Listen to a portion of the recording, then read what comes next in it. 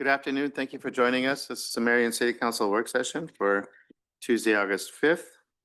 First on the agenda this afternoon is presentation from Leanne regarding the 5-year financial plan cash flow models. Thank you. Sounds exciting. Was that sarcasm or truth? Can't you see the excitement? He's excited. Steve's excited. This continues the series of conversations we have as we gear up for the fiscal year 2027 budget. At the last set of council meetings, we reviewed the financial policies in the council packet on the agenda for approval, or I should say receive and file, is the strategic plan update with the projects in motion. And tonight we're here to talk about the 5-year financial plan and models. Since the last budget, we've essentially updated the 5-year financial plans with fiscal year 2024 audited numbers and fiscal year 25 actual numbers. And in a few minor instances, we did update some projections. So we're going to look just at the operating funds. Here is general fund. The fund balance for general fund is inclusive of general fund, equipment reserve fund, tax stabilization fund, and hotel motel. In the model, we have assumed taxable growth of 5% on reassessment years and 3.5% on non-reassessment years. There is a 5% assumption plugged in for expenses in each function except for public safety, which has a 7% projection. You can see the model projects negative cash flow in future years. And I just wanted to note very briefly, as you look at fiscal year 25-26, we will be covering that in more detail at the next set of council meetings. But the reserve is higher for that year due to unanticipated interest revenue since interest rates did not drop as projected, and then also just vacancies in positions throughout the year. So looking at the general fund balance versus the reserve requirement, the balance there is projected in navy and the reserve requirement in the yellow gold color. You can see that's now projected to be below reserve requirement in fiscal year 29. So it did bump out a year from last year's presentation. And then just reviewing, a couple years ago, the state passed House File 718 and then followed up with Senate Study Bill 3207, which created a ratchet down on our general fund levy and this new limitation. So you can see at 2.75%, there becomes a 1% limit, at 4% a 2% limit, and at 6% a 3% limit. And then I always say, when it says limit, what does that really mean? So here is just kind of what does this look like if the taxable valuation were to grow by 3%, 4%, 5%, and so on and so forth. So looking at that 3% growth, you're subject to a 1% limit. So you can see that the percentage change then is 1.98%. So 3 down to 1.98. Between 4% and 5% growth, you actually see, between 3 and 4% growth, you see a decrease in revenue, meaning if we grow by 3%, you see that net change is $332,000. It drops to 329 if you grow a little bit more. You see that same thing between 5% growth and 6% growth, where it's 493, almost 494,000 versus 489,000. So in a roundabout way, when it says 1% limit, just take whatever the growth for the year is. So if it's 3% growth, subtract 1%, and it's just a little bit under that. And then, of course, just showing a general fund levy projection. What does this look like, assuming that we did the 5%, 3.5%, 5% year over year? So looking at fiscal year 26, valuation grew by 3.12%. Our taxes collected were limited to 2.1%. Projection for fiscal year 27, 5% versus 2.94%. I'll pause right there and see if City Council has any questions. Questions? So of course, what are we doing about this projection? We continue to utilize our zero-based budgeting.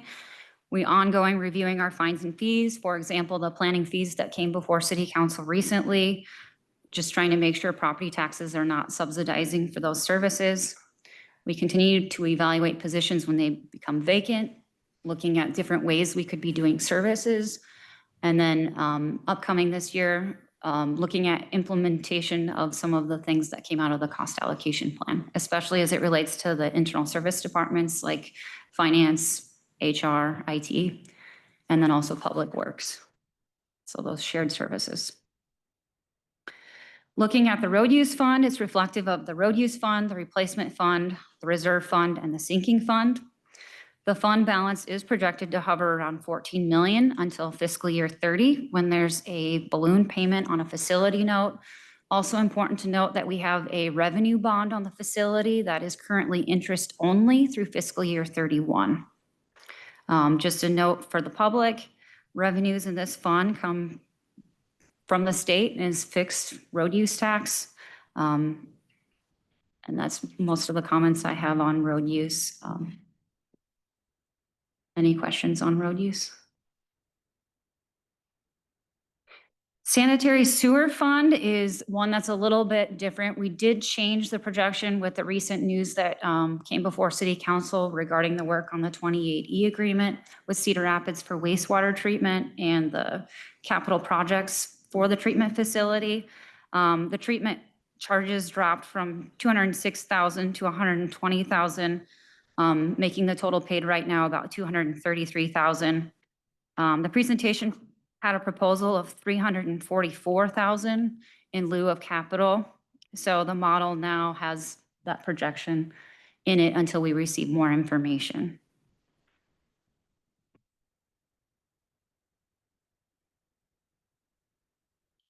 Stormwater management is reflective of a modest rate increase year over year while we await the stormwater master plan to inform future capital needs. Also wanted to note, while this fund is reflective of a high reserve, we do not yet have a stormwater management replacement fund set up, and we are waiting for that stormwater master plan to inform what amount we should be putting up in that replacement fund. And then switching over to the solid waste fund. This one's going to include, again, all the solid waste funds, the operating fund, replacement fund, sinking, and the capital. The model's updated to reflect fiscal year 25 actuals, as well as the current counts of yard waste and the different optional services for extra carts. The model currently has a $1 rate increase projected per year starting in fiscal year 27. That's subject to change as we go through the budget process. Important to note that it has not yet been a year since we've implemented automated collections, and the public works team is still evaluating how the trucks are working and the efficiencies versus what was projected in the model.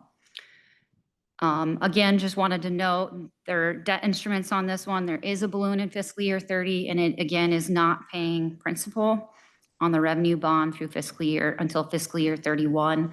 And this one in particular does project a refinance of a portion of the fiscal year, the balloon note.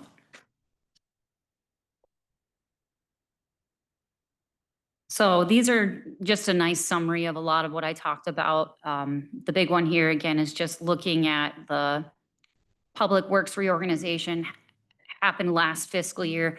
How do we align our chart of accounts to fit that structure? Still working on the asset replacement and refining that so that we can make sure those numbers in there are best that we can do, and then also implementing some aspects of the cost allocation plan. And last but not least, urban forest.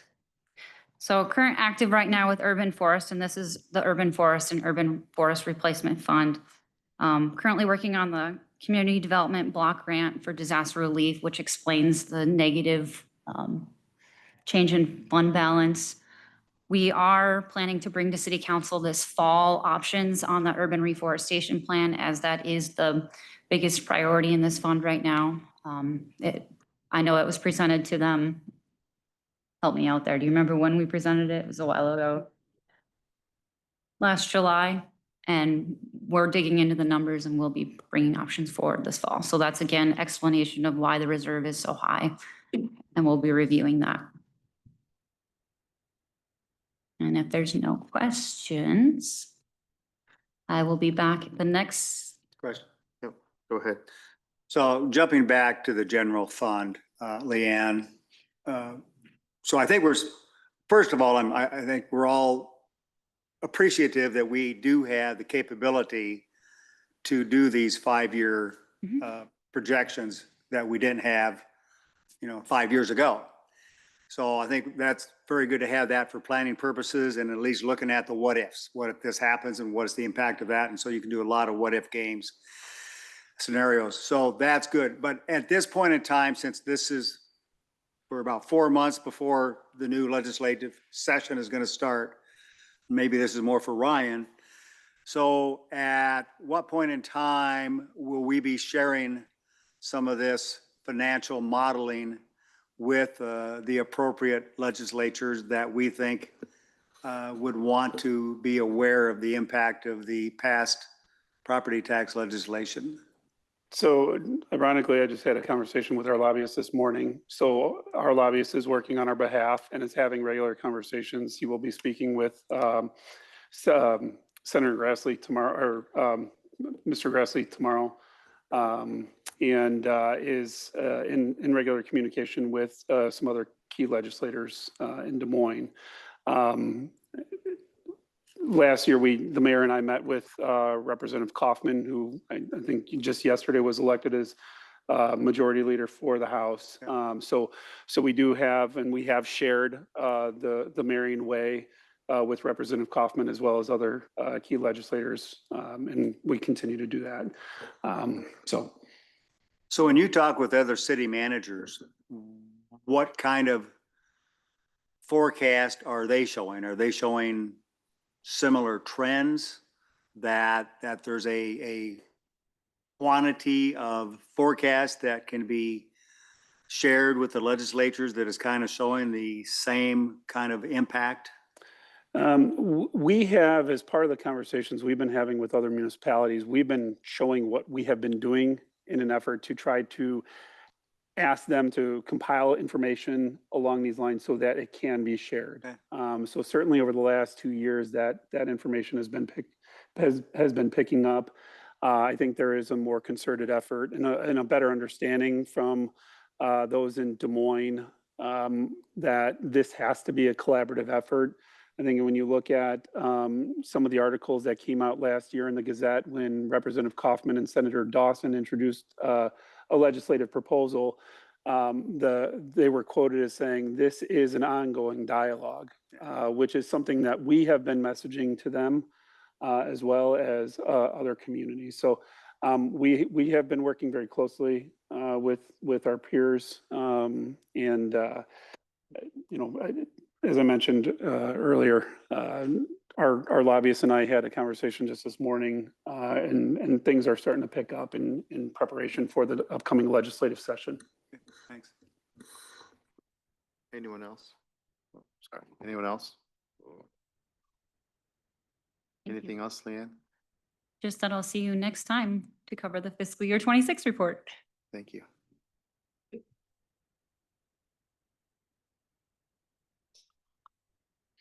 Next item is the community risk assessment standard of cover. Chief. Hi, good afternoon. Good afternoon, Mayor and Council. We're here to share a new community risk assessment standard of cover with you.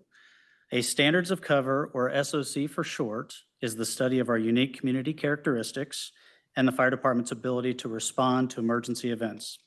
In the presentation today, Jamie and I are going to go over the background, share what our team has learned, and explain the data, which you'll be seeing for the first time, and it's new for Marion. What we're covering in the presentation is merely the tip of the iceberg. This is a massive document and a landmark study for Marion to inform future planning for fire and emergency services. When I joined Team Marion in the fall of 2022, there were many questions about the future of the fire department. An organizational assessment resulted into a department action plan that I presented to council in the first 60 days. That action plan identified the need for focused community research and a community-driven strategic plan. This research would identify our next steps and be data-driven. In 2023, the department completed a community-driven strategic plan to establish our department mission, vision, and values, Also identifying 6 strategic initiatives. One of those initiatives was to identify the department's scope and level of service to inform future fire department planning. In 2024, 2 large studies began, the EMS system study and a community risk assessment standards of cover. Now in 2025, both studies have been completed, and the presentation this afternoon will review the SOC and cover a key requirement of the accreditation model for the future. With this SOC and our EMS system study, our team has greater clarity to inform our organizational planning. As you know, the fire department has been in the process of institutionalizing the continuous improvement system of accreditation. This presentation today addresses one of the core competencies, again, which is new. Category 2, Criterion D, Indicator 9, I specifically have that in there for Grant. Unfortunately, he's not here tonight to hear that.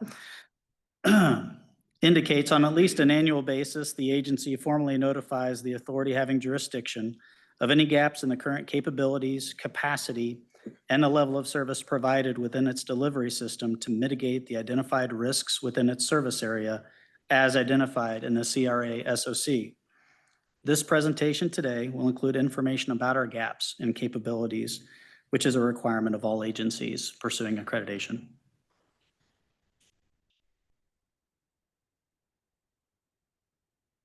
A quick note as we move forward in the presentation, page numbers are shown on the bottom right-hand side of the slides, which correlate to the SOC document for reference. The recommendations are not prescriptive and are framed in time-based segments as immediate, near-term, and far-term.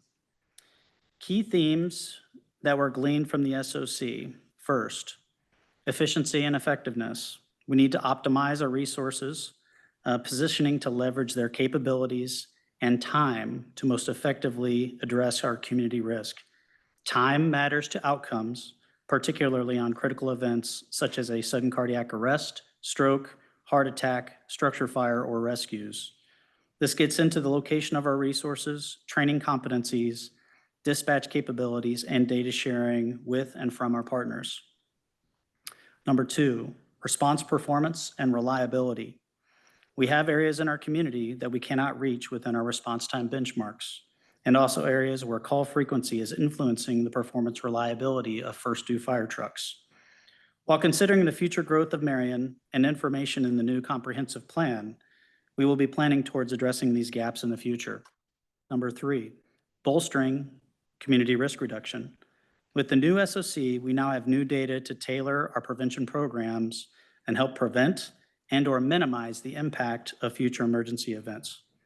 By implementing these recommendations into our planning, along with incorporating modern systems of performance management, we will continue to provide excellent emergency services to our residents and businesses. So how do we evaluate performance against our expectations? So when we talk about evaluating performance, it's not just about how quickly we arrive or how often we respond. It's about aligning our resources with the risks and expectations of the community to ensure the best possible outcomes. We first begin by identifying what tasks are required to effectively handle different types of emergency calls. This is known as critical tasking. For example, a structure fire will require more tasks and personnel than a medical call. Next, we measure risk across the community. This includes looking at historical data, property types, as well as department capabilities relative to risk. The more accurate our risk measurement is, the better we can plan our response. Once risks are measured for each call type, we then stratify the scores to identify which category of risk each call type falls into. Response times remain a key performance metric. We track how quickly we arrive on scene relative to our benchmarks for each category and class of risk. We then measure our reliability, which simply refers to whether a unit is available to respond when needed.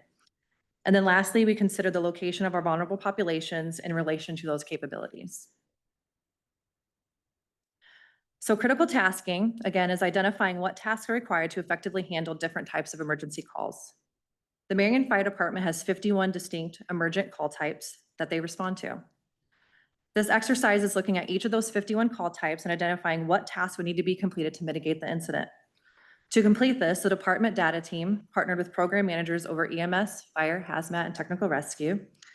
Each team held meetings with crews to identify critical tasks These were then reviewed by program managers and chief staff to ensure that all members of the department played a key role in identifying task operations. You'll see two examples here. The first, a medical priority 2. For example, this may be a single patient who was alert but experiencing abdominal pain. There are 2 primary tasks needed to be complete: incident command and patient care. Overall, this incident would need a 1-engine response with 3 personnel. The next example is a residential structure fire. This would be a single-family residence. This type of incident would need a minimum of 15 personnel. This would require all available units to respond in Marion, as well as our automatic aid partners. Once we complete the critical tasking, we're able to measure the risk using a 3-axis model. This model measures probability, consequence, and impact. Probability represents the likelihood that the specific event will recur again. This axis helps determine how frequently an emergency scenario of this type will happen, and it's based on historical data. Consequence refers to the severity of the incident if it occurs. This includes property type and number of patients. Impact represents the overall use of resources needed to address the emergency. The more resources needed, the greater the impact on the department's ability to maintain its service level to the community.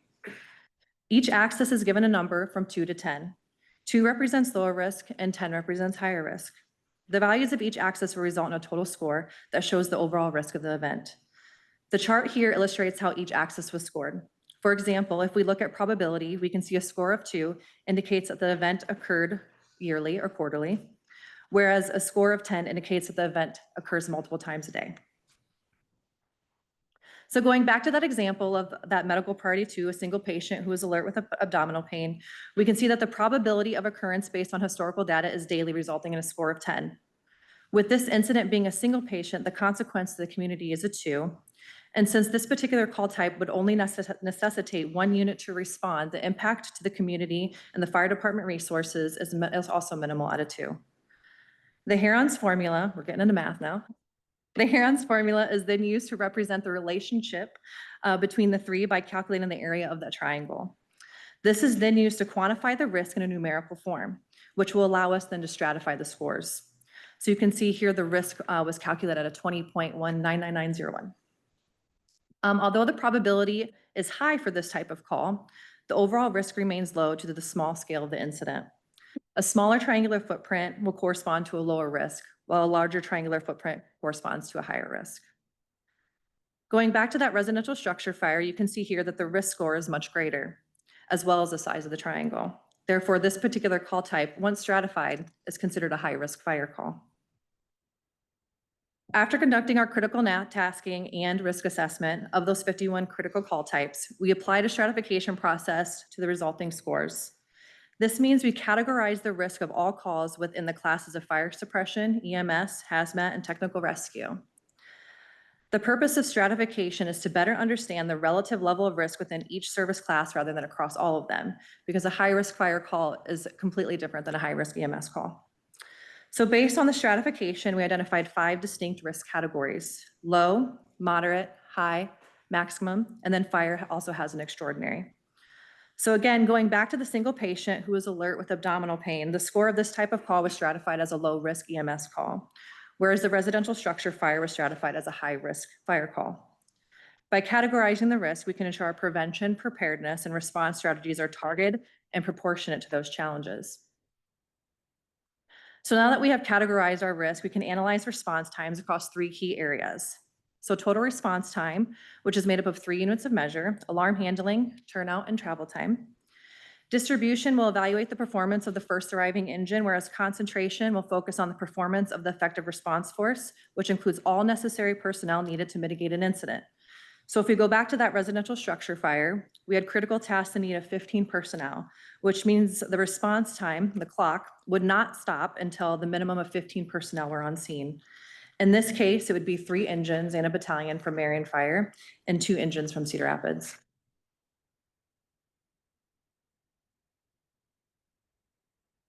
So looking at response times with all risk. So Jamie just went over the units of total response time, which again is from the 911 call until the arrival of a fire truck at the emergency.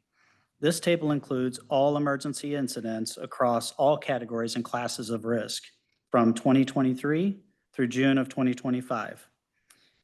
Key takeaways are that today in 2025, our total response time is 1 minute and 8 seconds faster than we were in 2023.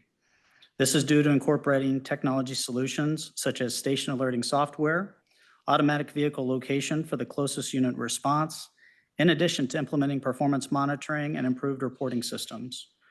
When looking at our gap, again, going back to the core competency I read to you at the beginning of the presentation, you can see that we still have some work to do. The gap of 1 minute and 20 seconds in 2025 is something we look to improve, with over a minute of that being in travel time. This gap is distributed in various areas across the community, with areas being broader and some areas more so than others.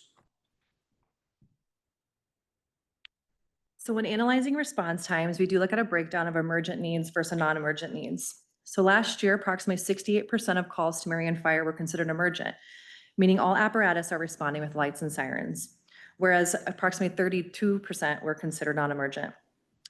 The map illustrates the percentage of emergency responses that met the adopted travel time benchmark of 4 minutes for urban or city and 10 minutes for rural or township. This analysis provides a clear view of historical response performance across the entire area. After conducting this analysis, we did meet with township trustees to discuss performance as well as our capabilities. In townships 1, 2, and 3, or a rural community, we met the 10-minute benchmark at least 90% of all incidents. This benchmark will be adjusted to 9 minutes in 2026 for a continuous improvement. Areas in the city or urban show lower compliance rates, which highlight gaps in our response coverage. Travel time can be influenced both positively and negatively by several factors, such as station location, road network limitations, the availability of resources to respond, and weather. However, city plans, such as snow removal plans, have a positive impact on response times, as these plans ensure that major roadways are prioritized.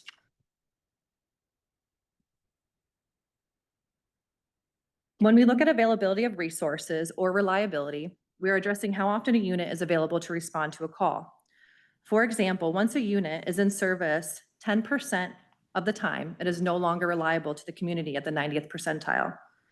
If we look at Engine 92, we can see a significant increase from 2023 to 2024 in its utilization, going from 5.55% to 8.78%. In the zone that 92 currently services covers a large area with anticipated growth. Zone 2 has limited infrastructure and roadways in the northern portion of the zone. Combined with the anticipated growth to the northeast, it was identified that there is a need for a 4th planning zone. A dedicated planning zone for this area is a strategic step to monitor performance so that we can make a data-driven recommendation on resource needs in the future. When looking at the map with the 4th zone added here in purple, we can see that the response performance in the northeast corner is slower than that of any other planning zone. Anticipated growth in the zone is significant, and in its current levels reveals a notable gap in response performance. So before we get into the 2 maps that are on this slide, it's really important that we give a special shout out to Rachel Murtaugh, who's here with us today. Rachel, with CityGIS, created nearly 50 custom maps that were included in the study, and we had several other team members involved in this work, but her heavy lift in particular and the quality of work is absolutely premier and something that we're really proud of. So thank you, Rachel. Also, if there are questions pertaining to some of this information, she may be able to assist in that explanation if I'm not able to. So the map on the left on this slide includes both the City of Marion and Marion Township and studies the travel time distance capability in minutes from our fire stations. The red ovals are areas in which apparatus cannot reach within the travel time benchmarks from our stations. The map on the right considers where density of vulnerable populations exist within Marion. Factors which inform vulnerable populations are age, disability, income, and access to transportation. When evaluating our response capability, community risk with historical travel times, and the city's comprehensive plan, we have opportunities for improvement. These changes are part of the SOC recommendations. Some are process improvement, others will be considered as a part of the budget process. So how will we plan to address those recommendations that Chief shared in the beginning of the presentation? So the department has established a comprehensive continuous framework that integrates into our core operations. This systemic approach organizes, distributes essential responsibilities across the calendar year, fostering a culture of ongoing performance evaluation, data-informed decision-making, and strategic financial planning. By embedding this process into our operations, the department ensures it remains adaptive, forward-looking, and aligned with city priorities and community expectations. The data team, program managers, and the accreditation manager will coordinate data collection, performance analysis, and reporting. Company officers and firefighters contribute valuable insights and feedback as part of the continuous improvement system. This ensures that all levels of the department contribute to the process of improvement and coming up with recommendations to address our opportunities. To increase internal accountability and overall transparency to the community, the department will produce various reports for key stakeholders.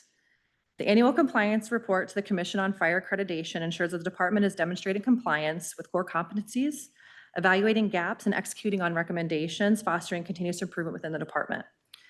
Annual program appraisals will be conducted to ensure that service level enhancements and resource needs align with performance, risk, and the fiscal priorities of the city. An annual department report will be published to the community to show overall performance and program enhancements. The department will also complete an annual presentation to the city around performance relative to the established benchmarks. And then every 5 years, the department will complete a self-assessment manual in which we measure our performance against 250 key performance indicators. And lastly, the CRSOC will be updated annually and republished every 5 years, fostering an organizational culture focused on continuous improvement. So in summary, the department will utilize this continuous improvement operating model to evaluate the recommendations identified in the SOC. Specific action items will be defined and implemented to address the recommendations effectively. Those are the end of our slides. I know there was a lot of information in there, but we would welcome any questions that you have. In my 10 years, that's the most detailed, high-level analysis I've ever seen in the fire department. I mean, that's, Anyway. oh, go ahead. I thought you had a question, Steve, but, oh, you do. Go ahead, Gage.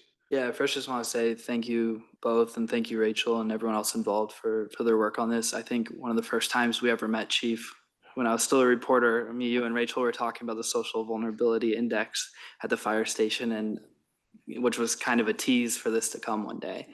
And so when it arrived in my inbox last week, I had to dive right in, of course. And so I would just say to community members, like, yeah, it's a lot of pages, but I think it's a really very well communicated document that even just outside of the standards of cover, there's a lot of great just Marion demographic information in there and things that I didn't even know when it came to certain numbers of different rates, like our poverty rate and other demographics like that.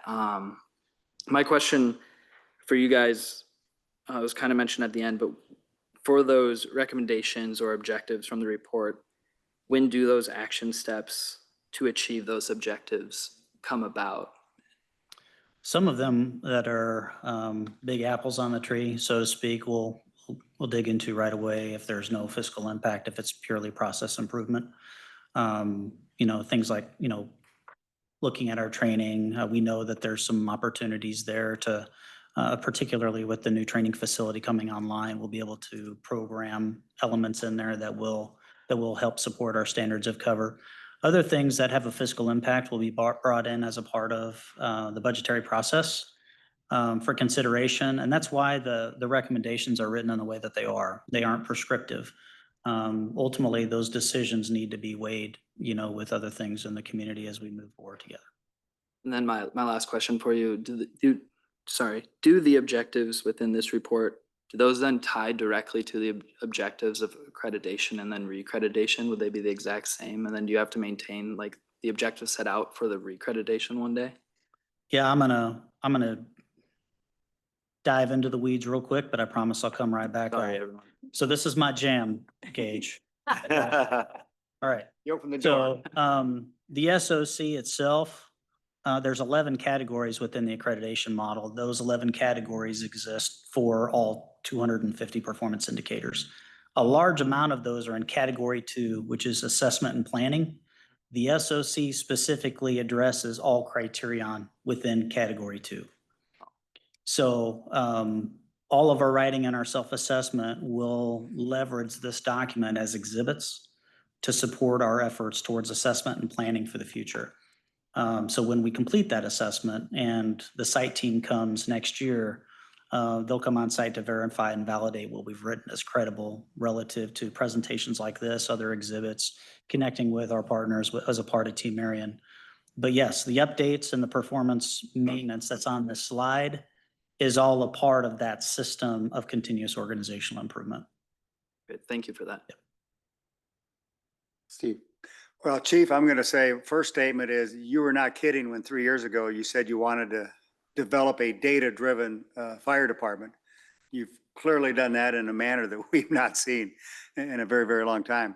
I had some of the same questions as Gage, that it seems that, I mean, this is obviously a very, very important detailed document, but it's like anytime you put together a document like this, it's only as good as the action plan and the effort put in afterwards. And to me, that kind of seems to be the real heavy lifting, is putting that together. You can put the objectives together. I'm not saying the easy part, but it's putting the action plans together in a manner that I assume when this group comes together on an annual basis and then you want to get reaccredited in 5 years, they want to see some progress. So you're going to have to do that in such a manner that things that you can control, you're going to make progress on. Other things might be budgetary. Obviously, clearly what you've outlined is going to take pretty significant amount of resources as well. I mean, you talked about some, as the community grows, 3 fire stations are not going to cover the community. You already got gaps. So we know what's going to be coming. So the timeline, when you start putting together these detailed action plans, I mean, is that, should we expect to see most of those details within a year or less, or what kind of timeline does that entail? Oh, no, some of that we'll start incorporating into our regular daily operations. Okay. You know, things like training, programming improvements. Some of the larger fiscal impacting items that you talked about, like future fire stations, considerations will come through the CIP process for consideration.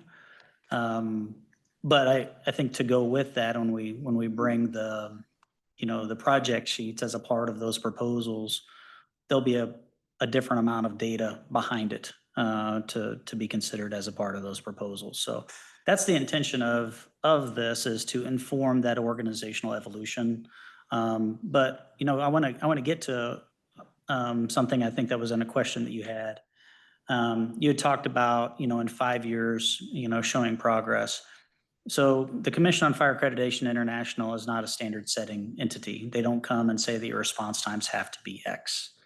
What they're interested in is that the agency and the community is doing the work. They're doing the research. They're identifying the gap. They're communicating the gap. And they understand that there are fiscal limitations that exist. And there are priorities and different things that happen within communities. So ultimately, as you saw that core competency, it's really about communication on sharing, the service that the community is receiving. And we'll continue to do that as we move into the future. And that's what this system is about. So how is the rest of the department responding to this? I'm going to call it a new manner in how the department is being managed and driven. Because this is different than what they had. They weren't used to this 3 years ago. So now all of a sudden they have measurables. They're being measured.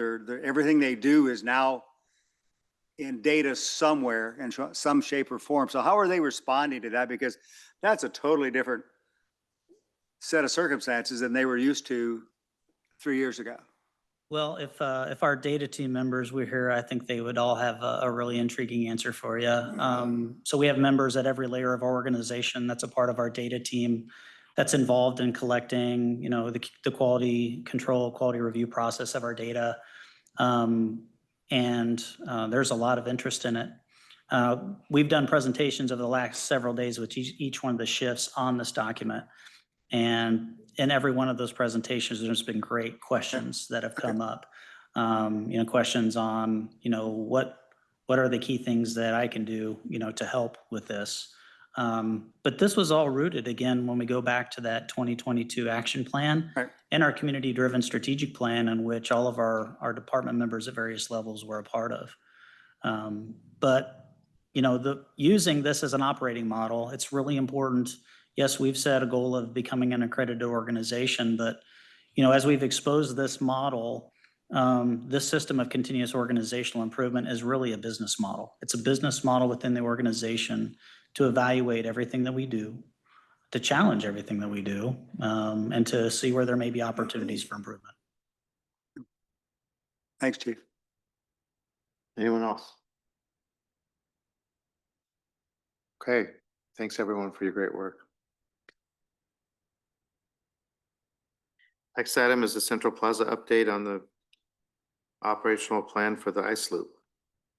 Good Hello. evening, Mayor and Council. My name is Kelly Willitson. I am the Recreation Superintendent, and I'm here to share an update with you on the winter ice loop. And although it is now summer, we are planning ahead for the anticipation of the ice ribbon and all the excitement it brings for families and a place to be. So moving forward, we've been working with recreation staff to put this plan into action. And what we've came up with so far is what we will offer is skate rentals and admission for availability. What we're going to do is we are going to move the snack shack that's currently at Lau to the depot area up at City Square to be our admissions and skate rental housing. We will be looking at hours on a normal schedule, Monday to free open skating. We figured that Mondays would be a good opportunity that will be a little bit more narrowed down, a place that kids that have skates can just come and skate, have some free time. No rentals will be taken on a slower pace Monday. Tuesday, Wednesday, we'll be gearing up for the weekend ahead.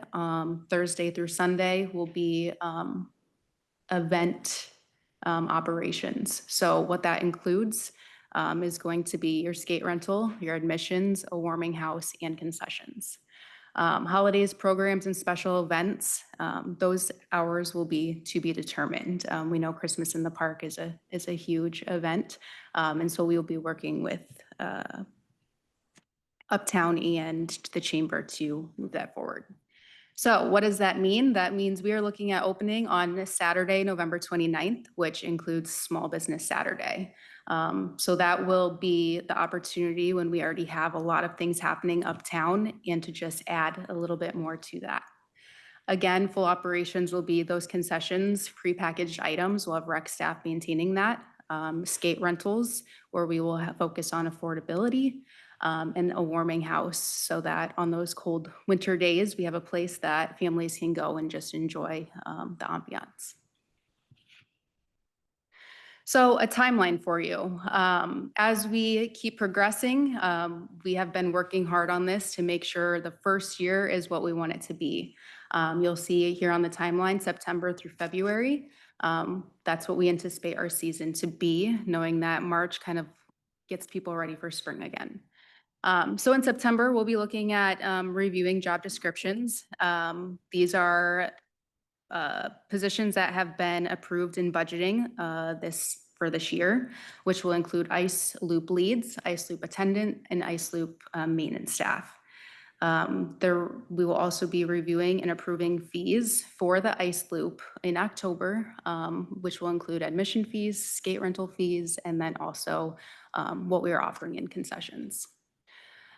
Between now and February, we will do continued coordination and engagement with the Chamber and Uptown, as we know that this is going to be an opportunity to really get the Uptown businesses involved, along with just making that a family-friendly destination place during this winter. Christmas in the Park, of course, will be another big amenity. What we're trying to figure out right now is how we can get all of our lights, our Christmas tree, and all of that stuff up and exciting for those families before we get to that December timeframe. Training will be in November. We will be walking through the companies that did the install. They're going to help us out with that first setup for the season.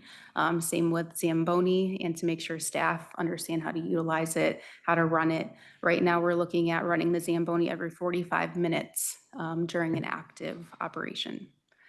And then, of course, walking with staff through the preparation. There might not be ice necessarily quite yet, but we will be doing dry walkthroughs just in preparation to make sure that we are ready to roll when people get on the ice and stop by the depot. That will be November. Again, we will have our anticipation for grand opening is that November 29th date for Small Business Saturday. December 5th is Christmas in the Park, your annual tradition here in Marion, and we're excited to continue on with that by offering just more things to do, including the ice loop, the tree lighting, having those concessions with hot cocoa and coffee, and just getting more people involved. So we will continue working with the Chamber in Uptown on fulfilling that special event. And then in February, depending on season and weather, of course, that is when we're looking at our season to be completed. Of course, that's something that we can navigate throughout the first year and shift what we think is going to be the best fit. This first year is going to be a lot of trial and error and shifting where we think things are going to fit the best by offering the most that we can. You can see the plaza currently has a huge offering in with the fountain and the splash pad, and it's a place that people want to be. So we're excited to continue offering that year round and look forward to getting all the staff involved in that. Questions? Thanks. I just have a couple. So with the job description piece, so we'll have 6 staff there at all times. And then how does that, are those new seasonals or current staff getting added responsibilities or So shifted? what we'll do with those positions is we will post those positions. We will open it to current recreation staff. We want to keep them separate from what their position is so that we can really focus in on the budget and the numbers for the season and the operations. We will open it. Rec staff might not be interested. It might be completely new staff as well. But keeping those separate will allow us to really look at what are those budget dollars and how much will that cost. Thanks. And then how did we measure projected attendance? What are we basing that 50 to 100 skaters on weekdays and 100 to 200 skaters on weekends from? So that was based on last year's data. That could totally shift. I'm not sure exactly Yeah, where you got I can those answer numbers. that. I mean, that's based on the capacity for the ice loop. And so based on the capacity, we reached 150 skates is what we purchased for the facility. And just knowing from the turnover expectations and looking at comparables, we've had great comparables in the state from Des Moines having a facility. And then, of course, Bettendorf just opened the landing last year. Okay, thank you. Yeah, looking forward to it. It'll be a big winter season for Marion for sure. Steve, I got a couple curiosity questions. How thick is the ice? And then the second one, at what temperature, what is the temperature at which people should not be skating on it where it gets a little too watery or too soft? That's a really great question. As far as ice, Yeah, depth. the ice is only going to be 3/4 to an inch. It's really not Oh, that that's thick. it? It is, yeah. Oh. It's not that thick, and that's really with it's solid all the way through. And when we do the resurfacing, I mean, it will skim and then add layers to it. And then as far as your question, you know, we'll need it to be somewhat freezing. Typically, to build the ice, we'll work on overnight. For people to be out there, we'll have a policy set in place as far as if it's below 0.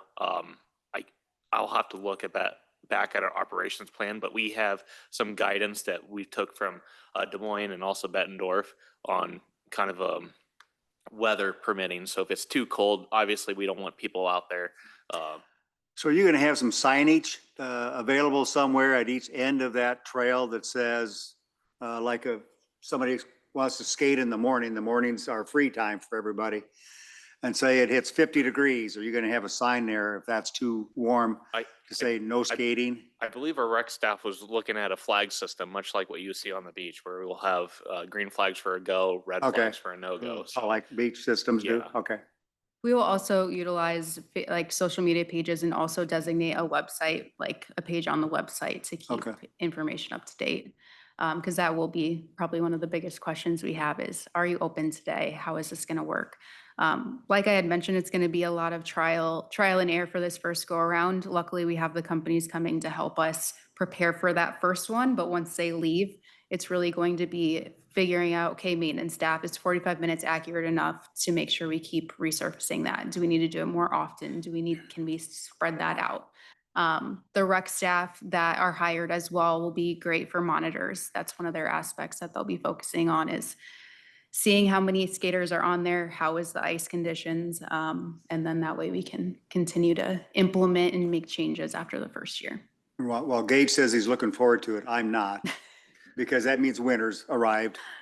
And I'm not ready for that. So I- anyway, it'll be exciting to have it, but I right. agree. thank you. Yep. Good, well, Can you go back to the slide that had the, Great. so can you go back to the slide that had the, there you go. Hours? Yeah.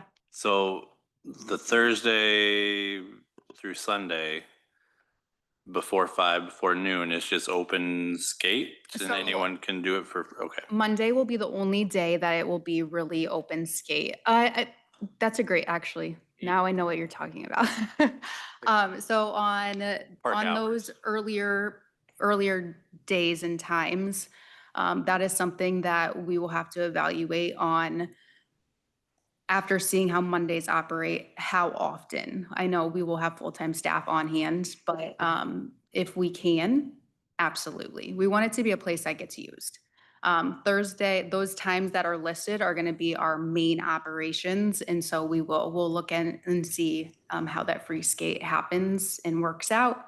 But again, there's going to be a lot of shifting along with that.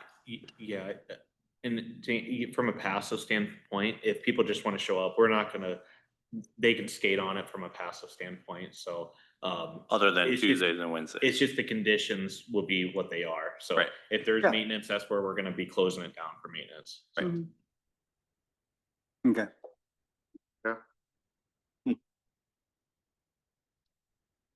Kind of on that line, on the hours, so people cannot rent it exclusively, right? We don't have it where you would shut down hours to the public for a private rental, or is it that you'd be bringing a I group? think we want to look into that.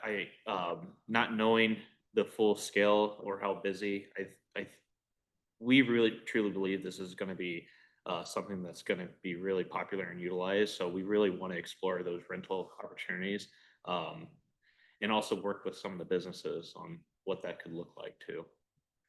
And then just a side note, maybe there's a call-in number for daily updates on what's happening. People, Yes. so you can see is it open, Absolutely. not, we close, whatever, kind of Yep. as a quick, I see you getting inundated with Yes. people wanting to know the details of every single day's hours before they. So one thing we have implemented the past couple of months is we did start a weather hotline, and that is absolutely an area that we could update daily. Mhm. Okay, thank you. anyone else? Thank you very much. Next is the Aquatic Center update. As we've been doing these updates monthly, coming forward, this is a requested item from council and also from the general public, and updating an operational plan for the aquatic center. Here's a image of the potential aquatic center showing both options for the facility. Really what we utilized for this business plan, we had a good structure from the feasibility study back in 2021 and really utilized that to update numbers. We did utilize Cascade Falls and Ankeny as a benchmark facility, looking at their attendance rates in comparison and using those same ratios to help formulate our data. We also had historical data, of course, for our facility, and then also consultant feedback, asking them, expected attendance for the year from staffing to maintenance, including also equipment replacement for the expected years. So from an annual attendance, option one, we're showing 110,000 visitors. With option two, as a reminder, that's the one with the wave pool, would be 120,000. Last year, our attendance for Willowwood was at 17,000. From an operational standpoint, goals are to operate from Memorial Day to Labor Day. Looking at the days of operation, 98 days. We break it out from August 15th to September 4th as that 20-day aspect as we start having employees return to school, and then school does start back up. And so having those would be days where we would have not the full facility open. We would operate 2 or 3 bodies of water, still keeping capacity and keeping weekends open for the full capacity scale. And this is also a facility that we would look at. It would run from almost 12 hours, 7 to 7, including rentals in the evening time beyond that 7 p.m. From the bodies of water, we have a bunch of different program opportunities. Obviously, Open Swim would be open to every body of water, including rentals, but there's opportunities for a swim team and those other items, some newer items. Water walking within the lazy river is a very popular program activity. And then also working with our current partners at the Y in our other partners and looking at some other opportunities with aqua fitness, which can be done in any of these bodies of water, with the exception of the kiddie pool. For proposed fees, what we looked at a non-resident resident. These are individual pass rates. This is something that very comparable to facilities such as this. Day pass rates in the same fashion with general admission at 10, all the way down to program fees for $5. And then the facility rentals, having spaces for renting at 50, and then whole facility rentals, which would be covering all staffing and utility costs for that, for those rental hours for both options. From a staffing plan, every dot would represents a lifeguard on staff. So with the 22 guards required for option one and 30 guards for option two, we would also need to have additional staff for those switches that would take place for that, and also account for concessions and admission staff. This would look at staffing from to being hired to 80 to 100 seasonal staff per year. We get to the revenues and net expenditures. You'll see in the packet, we've broken down all the estimates. And again, this is also just a draft summary. As you know, we do zero-based budgeting every year. We touch this in review. So we show option one and option two revenues and expenditures, essentially covering the operating cost for those expenditures. And then we also show the revenues expenditures estimates for the current facility. Again, from an estimated revenues, you can see the different revenue sources, from concessions to season passes. And we utilized existing data from using, again, Ankeny as that resource from a ratio standpoint between the season passes and day passes, keeping in mind that annual attendance record. And on the expenditures, we're breaking down salaries, including full-time, part-time in those salaries, going through repair and maintenance, And then also including in there, the capital outlay would be stuff that is going to be reoccurring every year, and also asset replacement, make sure we're transferring out for those, specifically for those larger items from pumps, water slides, and things of that nature too. And so just making sure that we're trying to show all the cost from the expenditures that we can. And again, just showing just an estimated summary for that. As far as next steps, we'll have a steering committee meeting on Monday, August 18th. We'll be reviewing the survey poll for it, also with the 60% pricing plans, and we'll bring forward all those recommendations from the steering committee, and also reviewing poll results on the 19th with City Council. We do have September 4th is another upcoming meeting that will talk about bond language resolution, where we really need to decide if that's the decision point. And then September 18th is that bond language deadline if pursuing referendum, and the potential bond vote on November 4th. Any questions? Questions? You have something, Ryan? Go ahead. Yeah, just want to add, thank you, Mayor.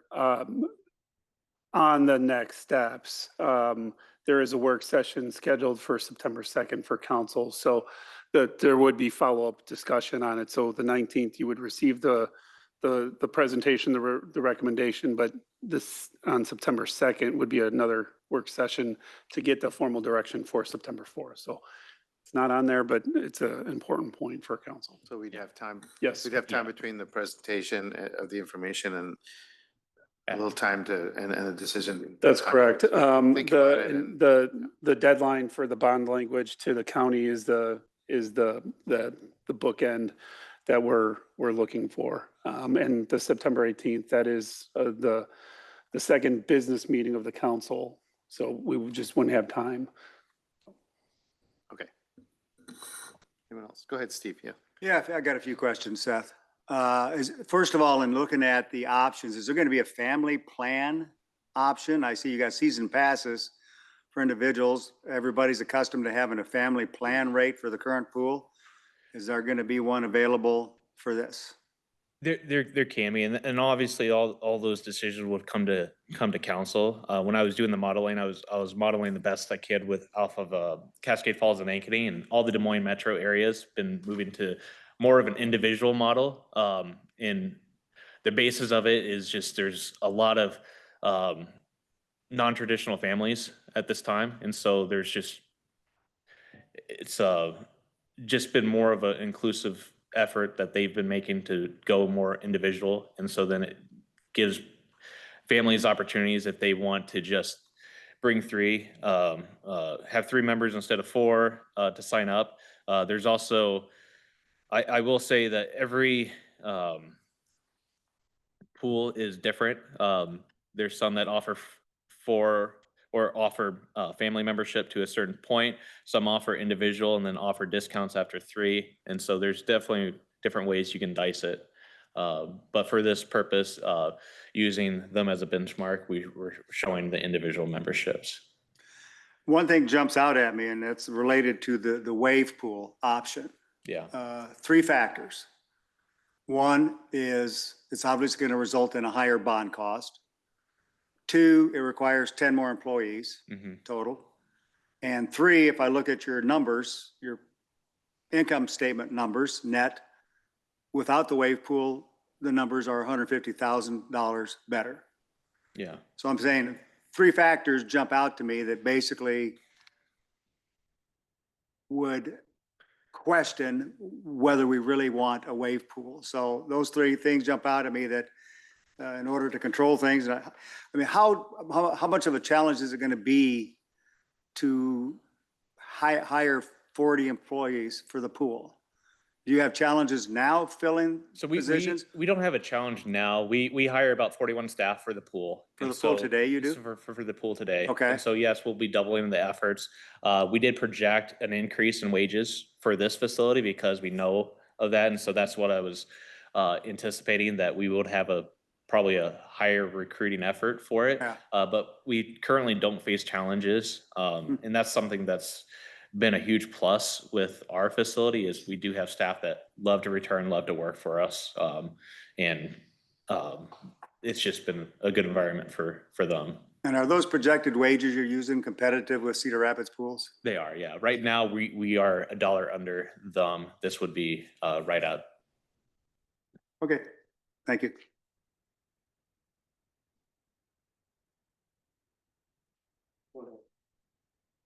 Go ahead, Sarah. Just real quick, and I'm coming back to a little bit on the Stephen, I don't mean to get hung up on this subject, Yeah. but we're not offering in this scenario, we are not offering a discount for a day pass for a Marion resident. In this scenario, I didn't show a discount for the day pass, but that is again something, when we come to council, that's going to be a decision point, and we can definitely run models to show what a discount would potentially look like. I would have to try to figure out what that resident versus non-resident for the day passes would be. Something I don't have from some of the other facilities because they just do resident, non-resident for season passes. And I could understand where they're coming from, but I also, having seen those different facilities, I don't believe that they went 100% on a bond in order to build them, that they had some private in there. So we're doing this all on taxpayer, Marion. And so where others have other ways they finance their pool. So I'm looking at it from a Marion resident and having read through some of those pieces that, it's a legitimate question as to what am I receiving as a Marion resident? I paid for this, and now only if I buy a season pass do I get a discount, and maybe I can't afford that season pass. Maybe I'm only going to go a couple times. The other thing, and now this is going to sound like I'm speaking out of both sides, because I honor the Marion resident investment if this would be approved. I also look at if you go back one more slide, or is it forward or back? The ones that has the costs of the day passes or the season passes and what we would charge, right? What do we charge right now for the pool for a resident or to come as a day pass to our current pool? Oh, our day pass rates. That is a good question. I can come back to you on that. I know for our season passes, our season pass is 110 for individual, and then just over 200 for family. Okay, so it's so 4 or 5. Yeah, it's like 450 for Okay. adults, and then Yeah. like 350 this for isn't kids. this isn't even a huge for the amenities that could be provided at this facility compared to what we currently have. Yeah. This is not a large increase in cost. That was kind of my questions as we went to that, but I really do worry that our Marion residents will fund this, and then what if everybody comes from outside of the area and a Marion resident can't get in and they're funding this as well? So I'm very sensitive to this replacing what was our municipal pool.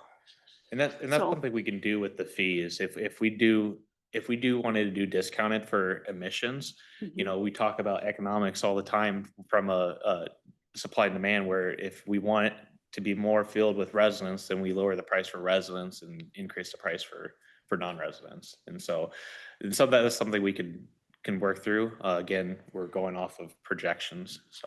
I think we have to at least see that scenario and Yeah. consider that. I Yeah. mean, I just think that's important. Absolutely.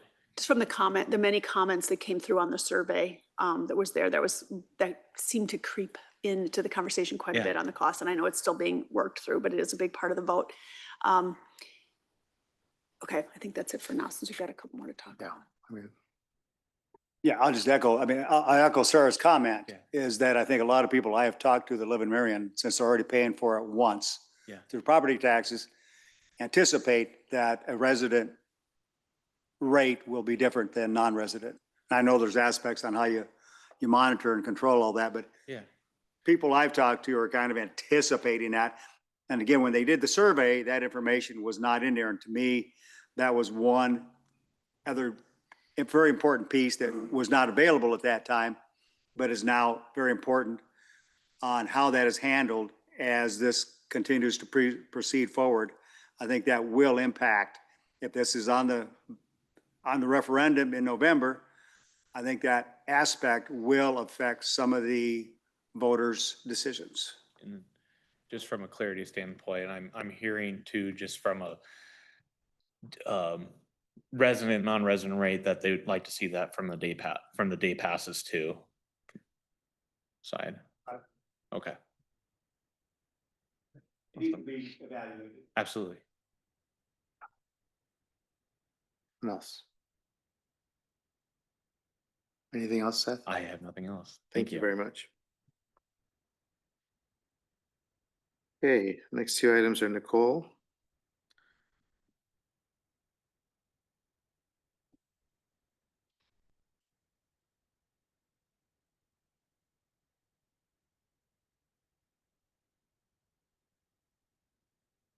I'm a little shorter than him, so got a little over that mic. Good evening, Mayor and City Council.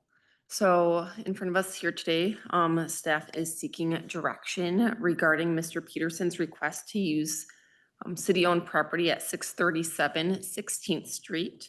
Mr. Peterson does own 1625 7th Avenue, as well as the Peterson Senior Health Insurance Service business that operates on that site.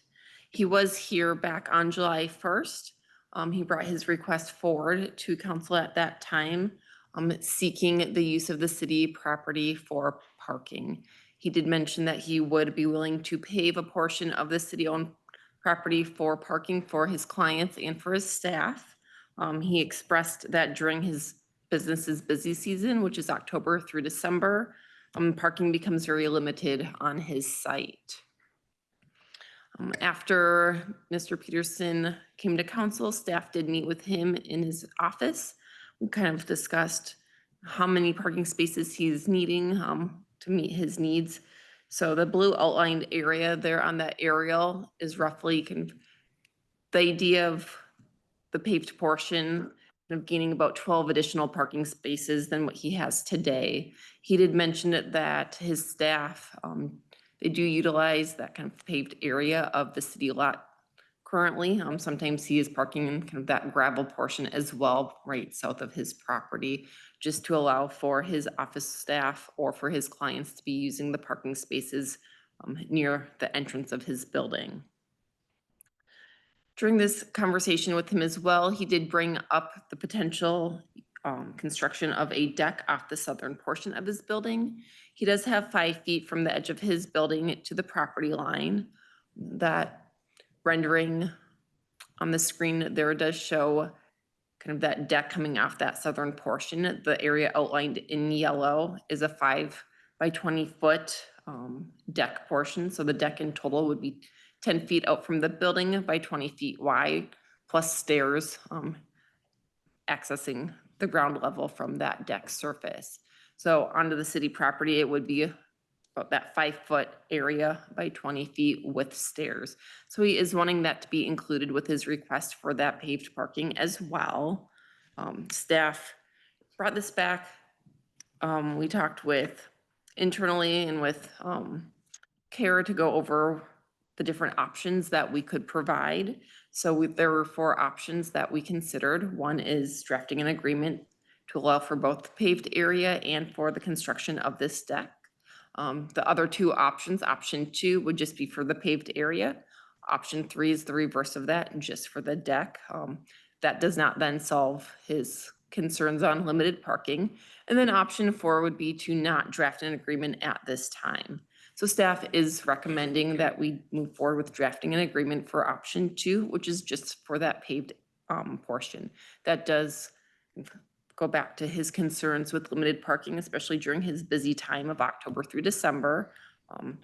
By having the deck portion included, from a legal standpoint, it does start to inhibit us when it comes to kind of ownership, future development projects. It just makes the complexity of things a little more difficult. So that's why staff is just recommending to move forward with the parking spaces. Mr. Peterson is aware that staff is only recommending to council that we move forward with the parking and not with the deck portion.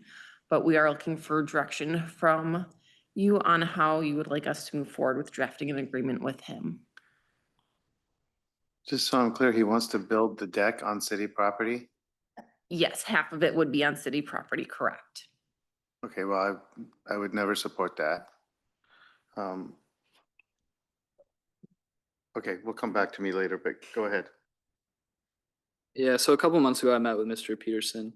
And we talked about the parking scenario before I think staff met with him, and he had mentioned building the deck. But it wasn't a conversation around like a request or the fact that it would be encroaching on property. So the deck was kind of a side portion of that conversation.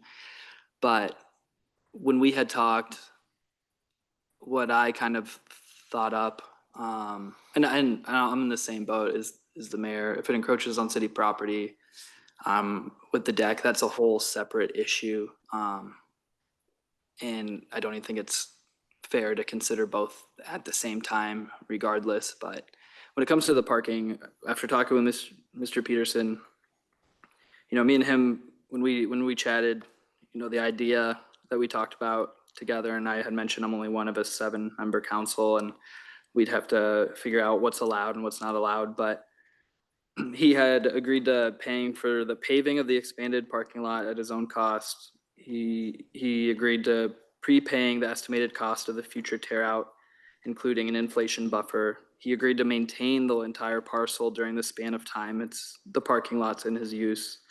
And he had agreed to the agreement, having a clear clause allowing the city to reclaim the land at any time should redevelopment opportunities arise. So I'm not against him having the parking that he's desiring. I think it keeps the property productive and well-maintained during that time, better than it is currently. And it's supporting his need as local business. I mean, obviously, once you get to a certain point, you got to consider how big your business is and how many staff you have in your current location. But he also told me he plans on continuing to be there for the next 5 to 10 years, unless redevelopment arises in the meantime. But he wants to be here. I think with that sort of agreement, I don't see a problem with it. Yeah, I mean, on one hand, I think about what would he do if the city didn't own that land? But on the other hand, as long as the agreement allows the city to take, you know, to take back possession of that portion, whenever we need it and whenever we want to, you know, on some reasonable notice period. I guess I see no issue with it. We did allow that, an encroachment for parking along the trail down 7th here, with one of those buildings.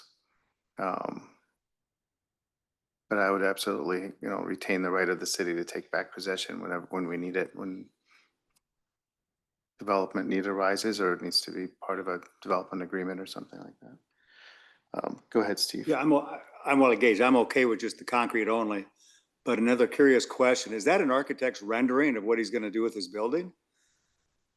Because doesn't even look anything close to what it is today. Yes, that is a rendering of Really? what he would like to do with it in the future. So that is a rendering that will proceed to the Planning and Zoning Commission. Well, that's a significant change and improvement. So, okay, thanks. The deck would be removed if council doesn't want to move forward with the deck option, so. Okay, anyone have opposing viewpoint? Go ahead.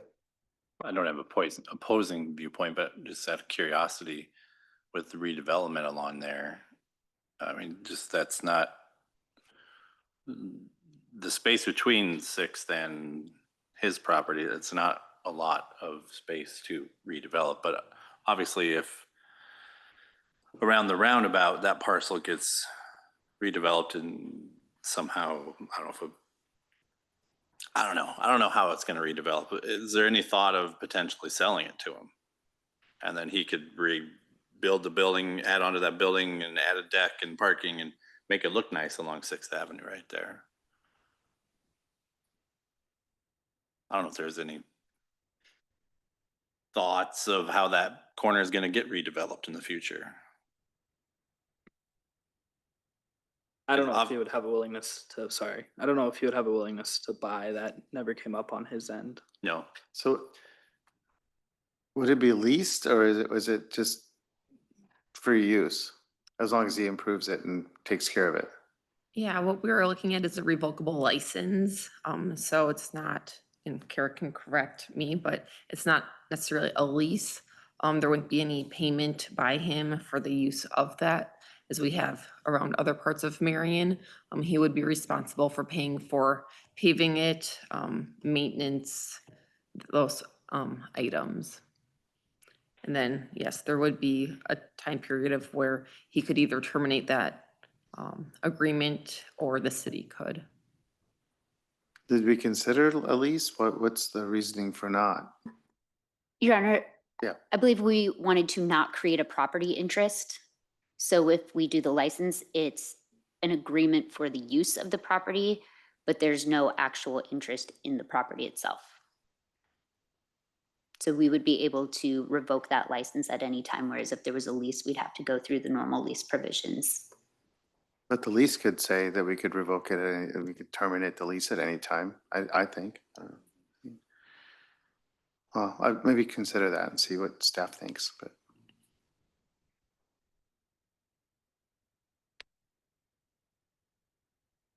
Anyone else?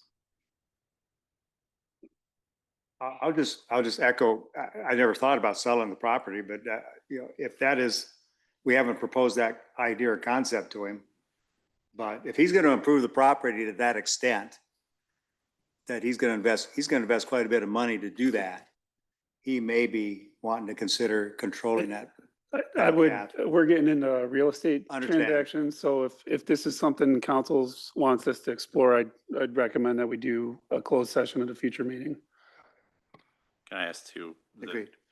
Was it Marion Brush that uses Mm-hmm. has the easement through there? Is that still in effect and do they still use it?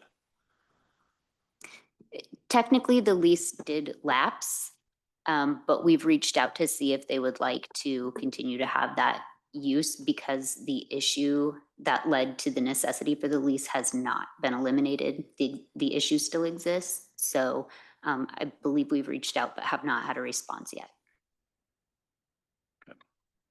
And that is a lease, That's actually an easement.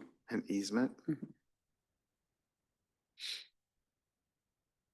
And did they pay for the easement?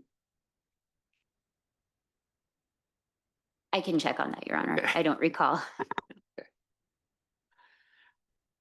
All right, so we're gonna do some more work on it, I guess?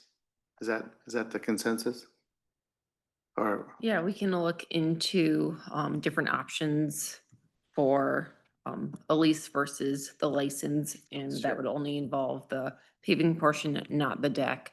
And then what it would look like if we were to consider a real estate transaction. okay. Thanks on that one. You have the next one too?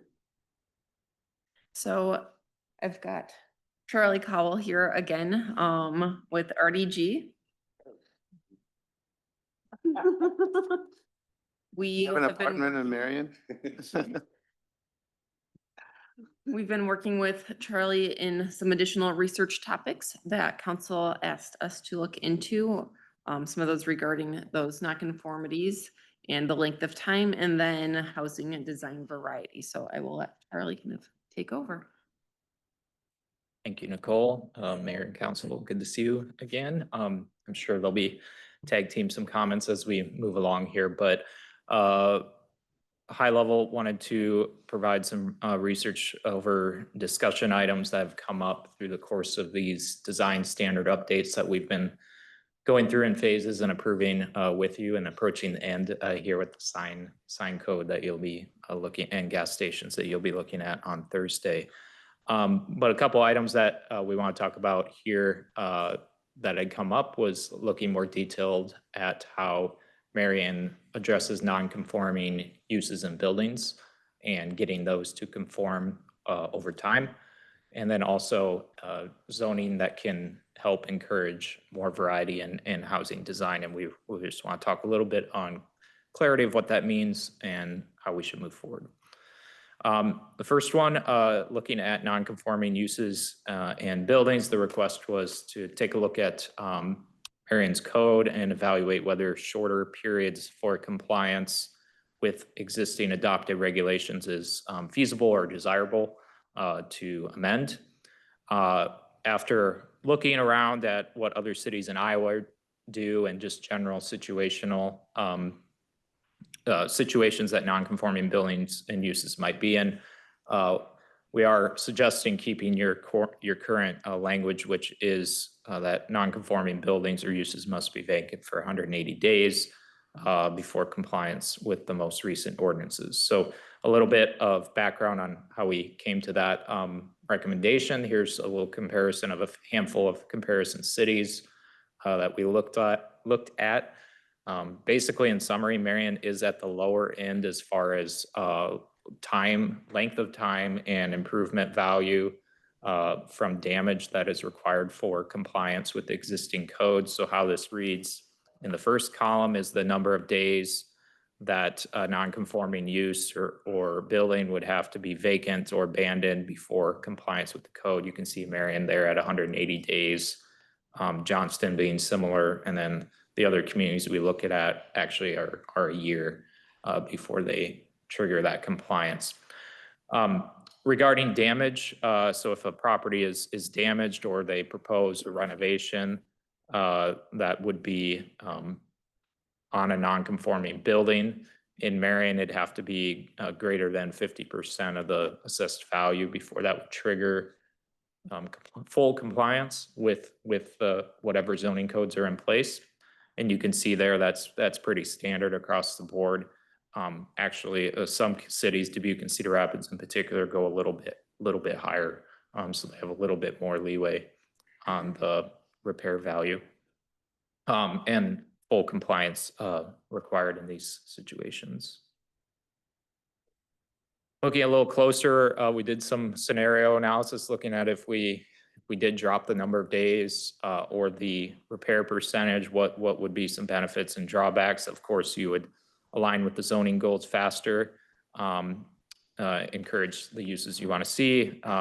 It could be easier to track and enforce because as staff transitions, if you have a longer time frame, trying to keep track of how long something's been vacant could be difficult. But there were quite a few drawbacks as well. So obviously economic hardship, disincentives perhaps for doing upgrades to properties or maintenance. There could be unintended consequences. There may be uses around the community that the community likes, but they may be non-conforming for a number of reasons. And having a shorter time period would reduce that flexibility for those uses that we do want to continue. And there are unique situations. For example, if a use is doing repairs and has to be vacant for a period of time while they do those repairs or interior renovations, there could be supply chain issues or whatever, who knows, that could extend beyond a shorter time frame. So the 180 days gives a little bit of buffer in there for those types of situations. So any questions on the non-conforming building and uses requirements? None? Okay.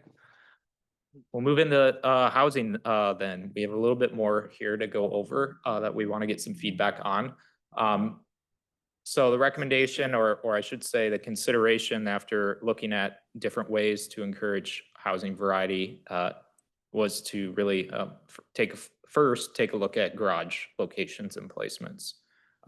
There's other things that can be looked at first, but this will be a recommended first step. So Why look at encouraging housing variety? The comprehensive plan really encourages this as we went through that process, looking at mixed use neighborhoods and variety. There are example standards in Marion today, which we'll talk about. But we do have to be careful because the Code of Iowa does limit what we can do on residential uses that are under 12 units, particularly related to material and architecture standards. So we have to work within those boundaries of what we can do unless areas are adopted under a PUD or overlay, which is what we have in a few situations in Marion today. So the comprehensive plan does recommend housing variety. This looking at this is aligning, does align with community goals. Not just looking at different types of use houses, so duplexes, row houses, whatever, but the actual character of neighborhoods. And some of those goals are to support attainable housing options, look at home variety across different living and price points. And so updating the codes is a recommendation in the plan. And we've done some of that with the design standard updates. So this is kind of continuing that conversation. So the current zoning map, there's a handful of candidate districts when looking at this that we might think about applying such types of variety standards to.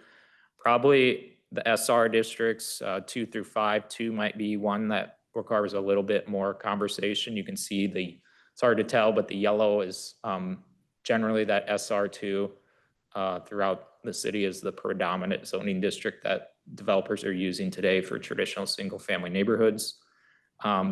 We do have 2 PUDs in Marion today in the kind of teal color there in the black outline block. The neighborhood at Indian Creek, and then the east sub-area plan. Those are special areas that do actually have standards that require different types of housing in different situations.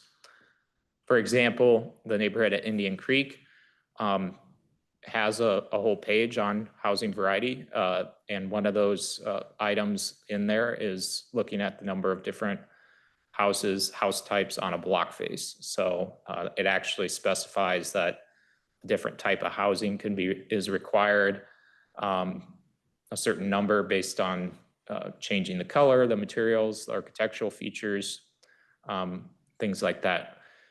Mention the Iowa code because this is under a PUD, this is okay. But under a regular district, we can't be regulating low density uses by materials and colors and architectural features. So considering that, we started to look at what different options were and thought we'd start by looking at garage placements because it's not regulating materials, it's not looking at architectural features, it's looking at placement of a portion of the building.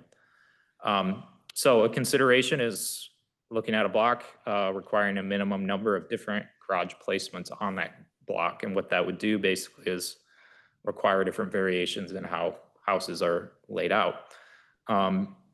There would be some other code tweaking that would need to be looked at with this. For example, the front setbacks might have to be flexible a little more because if you're putting a garage in a certain location, having the porch or the front up closer makes the design a little bit easier to do. So what does that look like? As I go through some examples here, this might be the traditional, what we see a lot today in a lot of cities.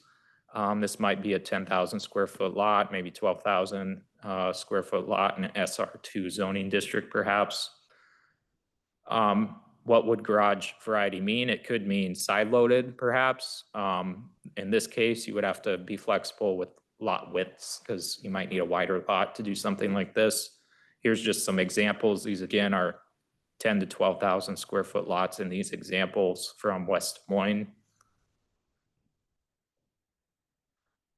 Could be a front loaded garage, but not in front of the main house, on the side, but set back, still having a 25-foot driveway for cars that don't overlap on sidewalks. And you can see these examples here, 10 to 12,000 square feet in the top examples, 3 stall garage there on the left, 2 stall on the right. Some much smaller lots there, 5,000 to 6,000 actually are able to work in this example from Denver, Colorado, on this situation. And then lastly, another example of garage placement could be alley or secondary street loaded. So there's a way to access the garage from the backside, whether that's an alley or a dedicated street. This would probably require lower front setbacks in these situations, but there, again, the lot size can still vary quite a bit and the lot width can still vary quite a bit. So there's some actually rather small examples, 4 to 5,500 square feet that we have built over in Des Moines, West Des Moines, and Ankeny, with some larger examples of 12 to 14. And all of these are accessed by a secondary street actually in the back. One thing to note is all of these are still attached garages. So that's something the market really is going to want. People want their garage attached so they don't have to go outside. So we don't really see detached garages really built. At least I haven't come across it all that much these days. So again, just providing some examples. There's obviously more research and things we could look at to do this, but we're really looking for direction on when we talk about housing variety, what does that mean to you? Does it mean the actual look of the house? Does it mean the housing, the type of housing, density? Just looking for conversation. For me, it's not having the same house all the way down the street, the same exact house with, 2 or 3 gables, whatever it is, 3 garages with the rest of the house behind pretty much the whole house behind the garages. And all you see is garages driving down the street. For me, it's just creating variety. There's nothing, you can have some of those houses, but creating the incentive or the opportunity for, some end load garages, just like you showed. That several of those are like how my house is, with the single stall facing the street and the double stall end load. Right. But to me, when I talk about variety, that's what I'm talking about, is driving down the street and not seeing the same exact house over and over and over and over again. In terms of how it's designed. I'm not talking about materials. And you said we can't really regulate materials. Not under regular zoning, no. Yeah, but that's what I'm talking about. That's my own personal view. Anyone else? Go ahead. For me, I would like to see variety of designs as well, but also for me, a variety of housing types does mean that housing stock. And I understand that there's limitations within Iowa, but I would like to see us try to find, I think PUDs are a great answer to that. And we have some really creative neighborhoods, but I think across the country, some of the strongest neighborhoods and most active and social neighborhoods are those that encourage and build upon a diversity of housing stock. I think what I wish we were in a position where we could, if a developer wants to build a new subdivision, we could require them to have, if it's a certain size, certain acreage, we could make them pick from a list of 2 to 3 different housing types. And you have to include the single family home and the townhome and a duplex, and they're all kind of mixed together and more active. I think the garage variation is a start. I don't know if we're able to. I know you mentioned some of the things like color palettes and I guess I just don't see how that the garage is different from color palettes or porch variations or roof line variations. That would really make a big difference with how neighborhoods look, so that we address the concerns that Nick and Sarah shared at the last council meeting, that we do see the same things and we do see garages in front of houses. I just wonder if there's ways to incentivize or really encourage certain percentages of diverse housing stock and diverse housing designs that are legal in Iowa law. I would just say, the last thing I'd say is basically overall, my goal is to be able to have neighborhoods be more active. I think when we put garages in front of the homes and put living rooms in the back of the homes.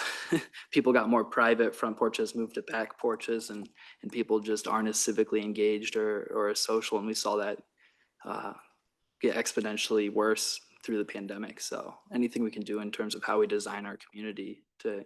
Yeah, very few homes that are being built have an actual living room fronting on the street, a window from their living room fronting on the street, or a porch where they sit and see what's going on in the front of their house. Everything is in the back. And several months ago, I took several of our team to Johnson County. We drove through the Peninsula neighborhood, and I would encourage everyone to drive through the Peninsula neighborhood. That is I mean, I assume that's a PUD. Yeah, there's a, But- I attended a talk on that, Jeff Davidson, but Yeah. is one of the guy, he used to be at the city, but yeah, it was a. But that has a variety of single family homes, homes with the alley with the garages on the alley, multifamily, row homes, brownstones. It's just a variety of all that in one neighborhood. And what it just feels like an amazing place when you drive through. So I would encourage everyone to drive through that if you haven't been down there. Anyone else have anything to add, Sarah? I won't duplicate because I concur with both of them and what we've said. And I just want to say thank you for pulling some of this, because I think what you have shown us as examples are some of the things we were talking about after we were having those conversations of kind of everything looking the same. So I appreciate that research, because I'm looking at that saying, yes, that's the neighborhood I was talking about, or this is what we're looking at. To Gage's point, that's another piece we, I think, are very sensitive to. We talked about it during our Blue Zones Project days extensively, and that was the aging in place neighborhoods where you can have your starter home to the home you raise your family, to the retirement home, to or the home when you first get married or out of college, rental, whatever it happens to be, but you can stay within the same neighborhoods, aging in place with so many different varieties and options. So we don't want to lose that as well. I think that's right. And also just the look that every street isn't just like, everything is just a long straight street with a whole bunch of garages. And the variety with that is phenomenal. So thank you for looking at that and explaining some of those varieties to us. I appreciate it. Will, Mr. Realtor. Tell us. So I agree that we need more variety in the neighborhoods. When we have the two PUDs, unfortunately, I don't think all that is caught up to Marion yet, because we've got two PUDs. We've got one that hasn't even started to get built yet, and one that has but hasn't taken off like everyone had hoped and anticipated it to do, with a variety of different types of homes. So I think it's just still, we just aren't there yet, and I would love to see more of it. I think because it's great, exactly what you all just said. But I think also that maybe we do need to look at setbacks and changing setbacks and not having to have that 25 foot in the front and bring the houses closer, because then you can get the garages in behind, even if they are. I mean, I know you said a lot of people want attached. Yes, that people want attached garages, but there's also some that could get built with detached and they're in the back of the home and type of thing, or accessory structures in the Right. back. I type was of just gonna say that, yeah. situation. Yeah. Just to try and change it up more. Yeah, I've got a lot of that running through my head of what I see and hear from folks. So, yeah, I like the idea of maybe some setback changes.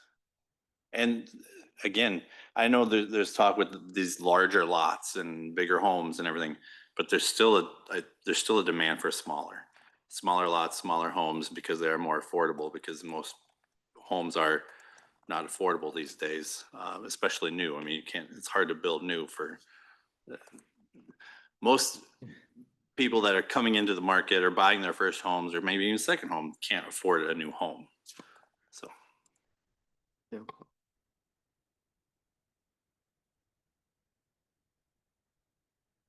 Well, there's no action needed at this time, Okay. but I know, working with staff, there are some next steps that you can direct us to do tonight.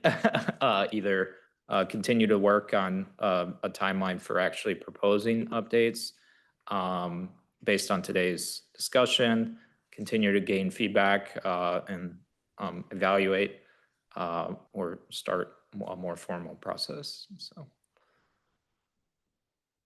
Ryan? Thank you. And while we await your direction, just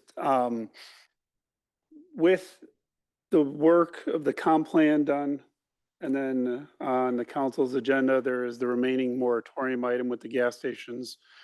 So staff has been working on developing some recommendations of what's next. So this discussion that council had a couple meetings ago was helpful for us to hear what's on your minds as we formulate the what's next.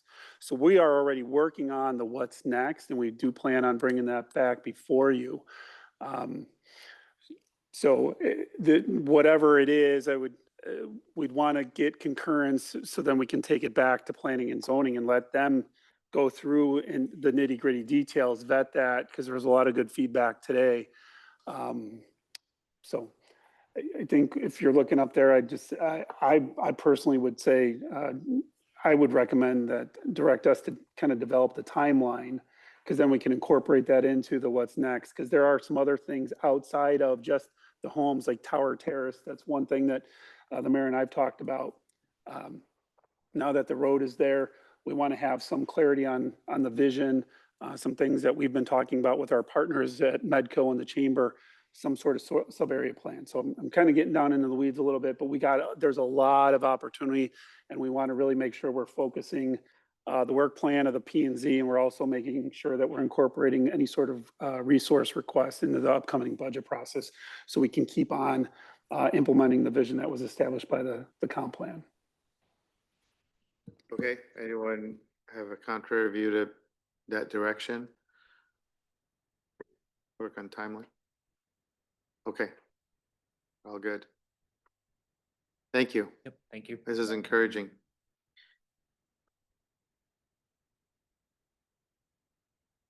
Okay, next we have the agenda review. We'll go through the items that are marked by staff, and then we'll come back with any other questions that weren't marked, on items that weren't marked. First one is A7 on page 4, Ryan. Yes, thank you, Your Honor. Just with the sale of the airport, with the runway, this was an action item that we anticipated bringing back before council. We had run through different timelines, zoning and the dissolution of the airport committee with our airport subcommittee. So Councilman Jensen, Harper, and Sternad.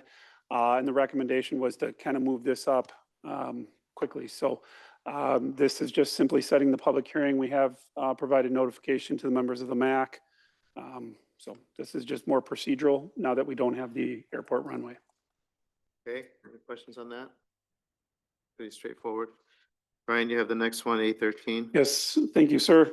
A couple meetings ago, Jody Schaefer from the Economic Alliance came and provided an update on the Growth Collaborative Initiative. At that point, she talked about the additional funding request that the communities had talked about.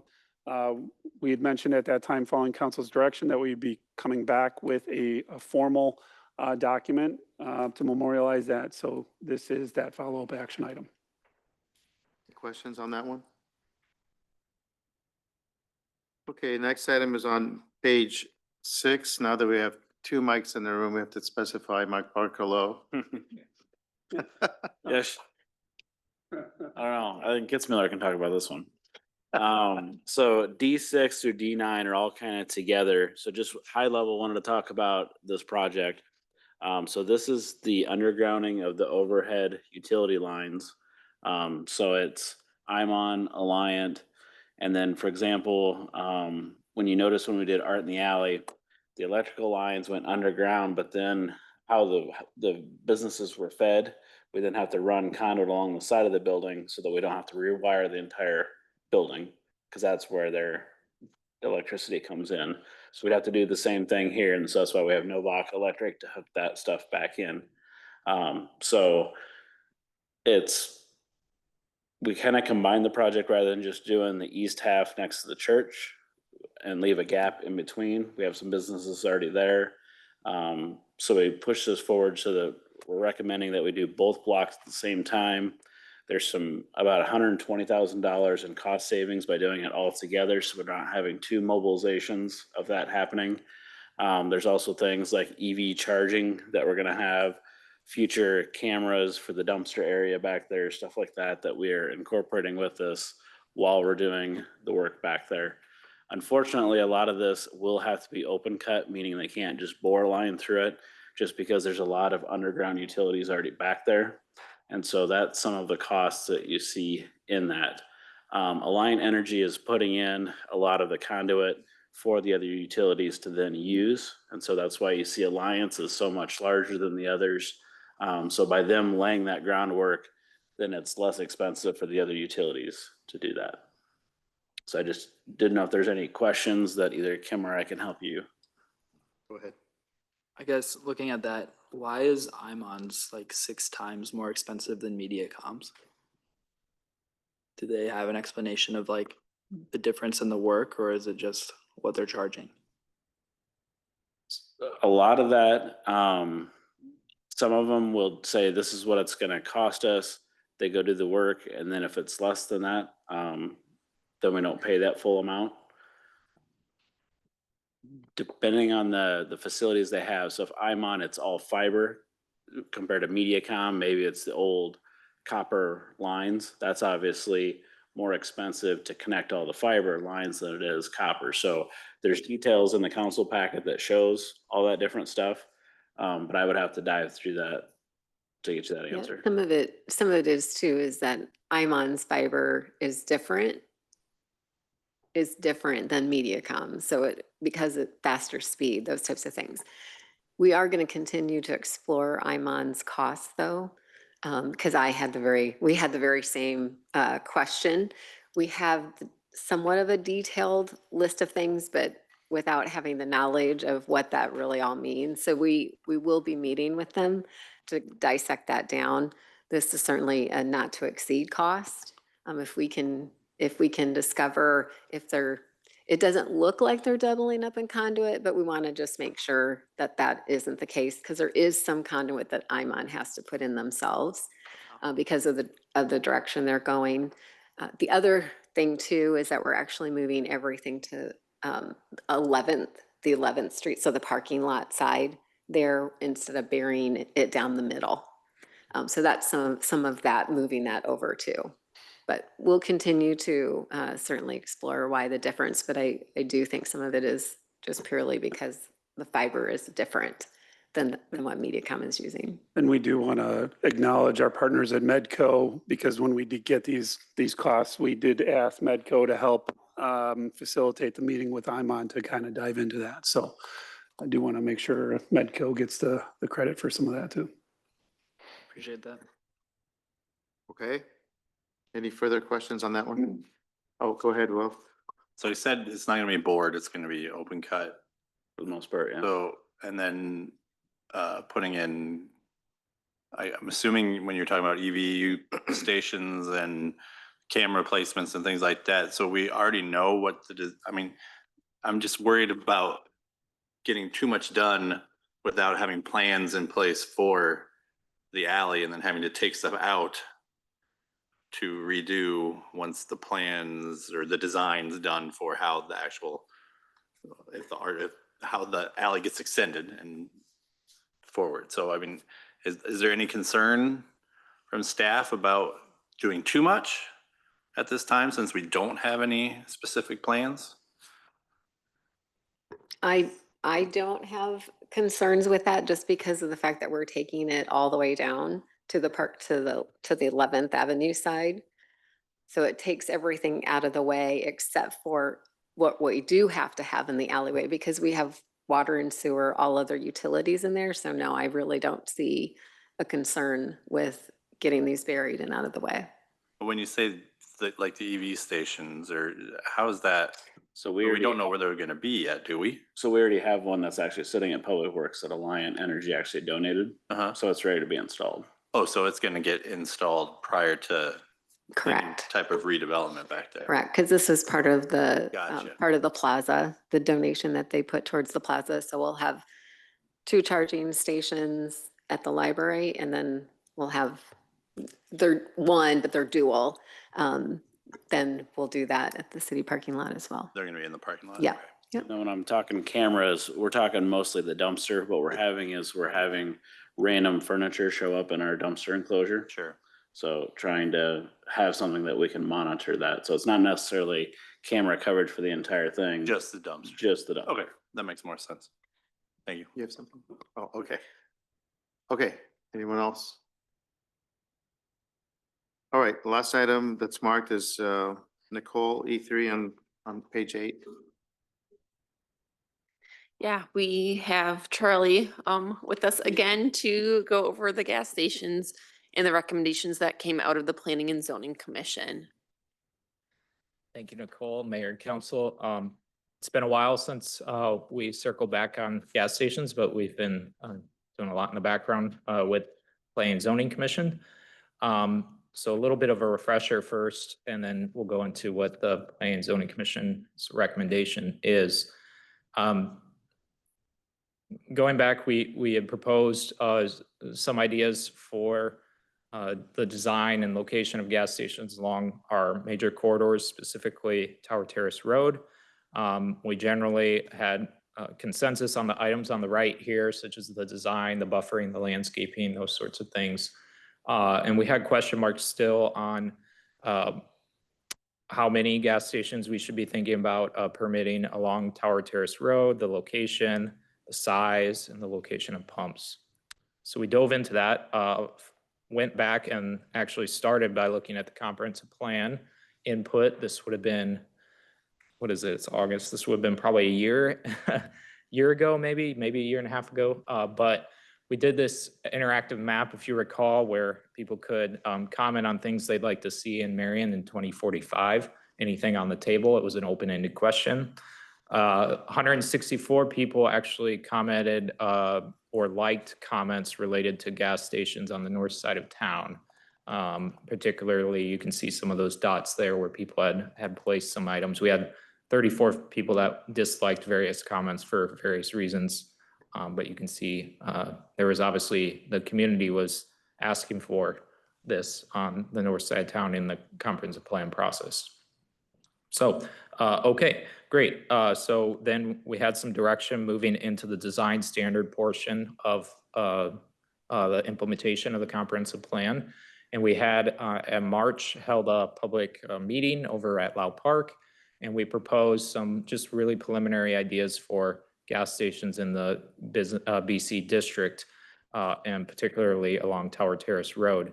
At that time, we had proposed or were floating out there limiting the locations on Tower Terrace Road to intersections that are on arterial streets or higher classifications. So that would be things like locations like Alburnett Road, Highway 13, 35th, and a couple others in there as well. And we got some feedback at that time that we're kind of looking maybe to look at it a little differently than intersection placement.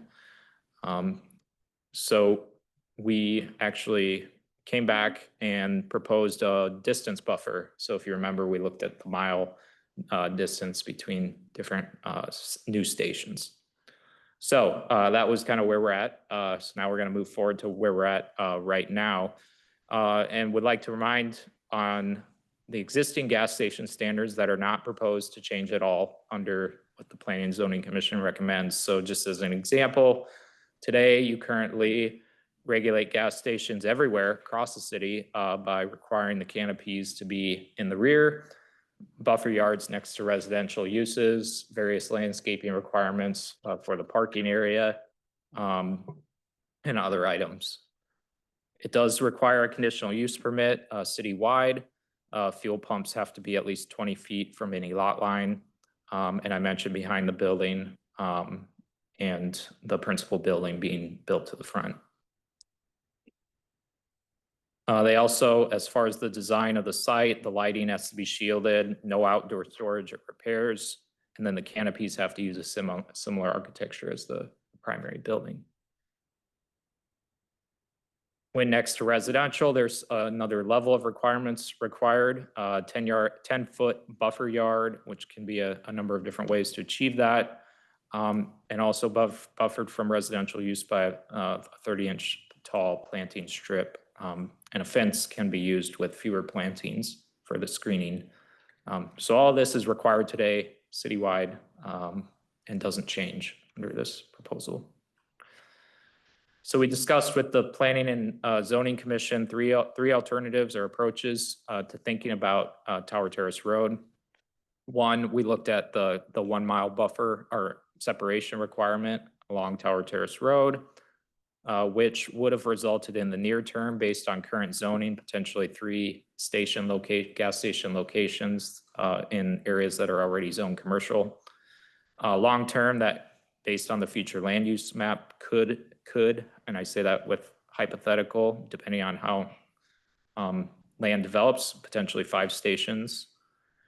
Option 2 looked at allowing gas stations only on the corners of major streets, arterials, and highway, with a minimum of 1 per intersection, and that would result in near term up to 2 stations, long term up to 6. And then the third option, which we hadn't actually talked with anyone about before, but we added to the list, was to look at allowing gas stations, or excuse me, not allowing stations when they're next to residential zoning or future land use designations. And you can see there, that was actually the one that would allow the most, up to 4 stations under current zoning and up to 6 pending potentially based on future land use. So after a discussion with planning and zoning on these items, they arrived at a recommendation, and which I'll go into right now, and is on the agenda for Thursday. One, the permitted use table will be amended to make sure that the gas station standards, there's a footnote in there that limits them on Tower Terrace Road, so that amendment just clarifies with the new design standards. So what is on the agenda is a conditional use permit for any gas station proposed within 600 feet of Tower Terrace Road would be limited to these locations with 1 per intersection. So Albernet Road, Winslow Road, 35th Street, particularly within the neighborhood at Indian Creek UD, and Highway 13. So you can see those locations dotted here.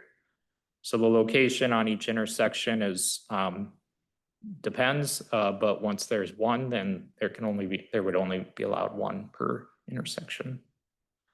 Not all of these are zoned for commercial zoning today. So if it was, for example, on Albernet Road, we've got BC zoning on the north. We've got a mixed use zone. Well, some of it's built out, but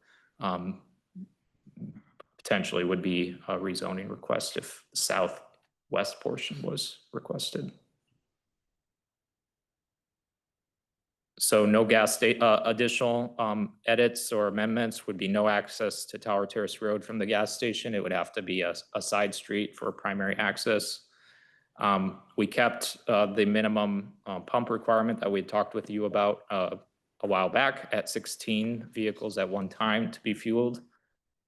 And then we kept the associated building requirement for the convenience store, retail, whatever that may be, a requirement. So it can't be just standalone pumps. You have to have a store component.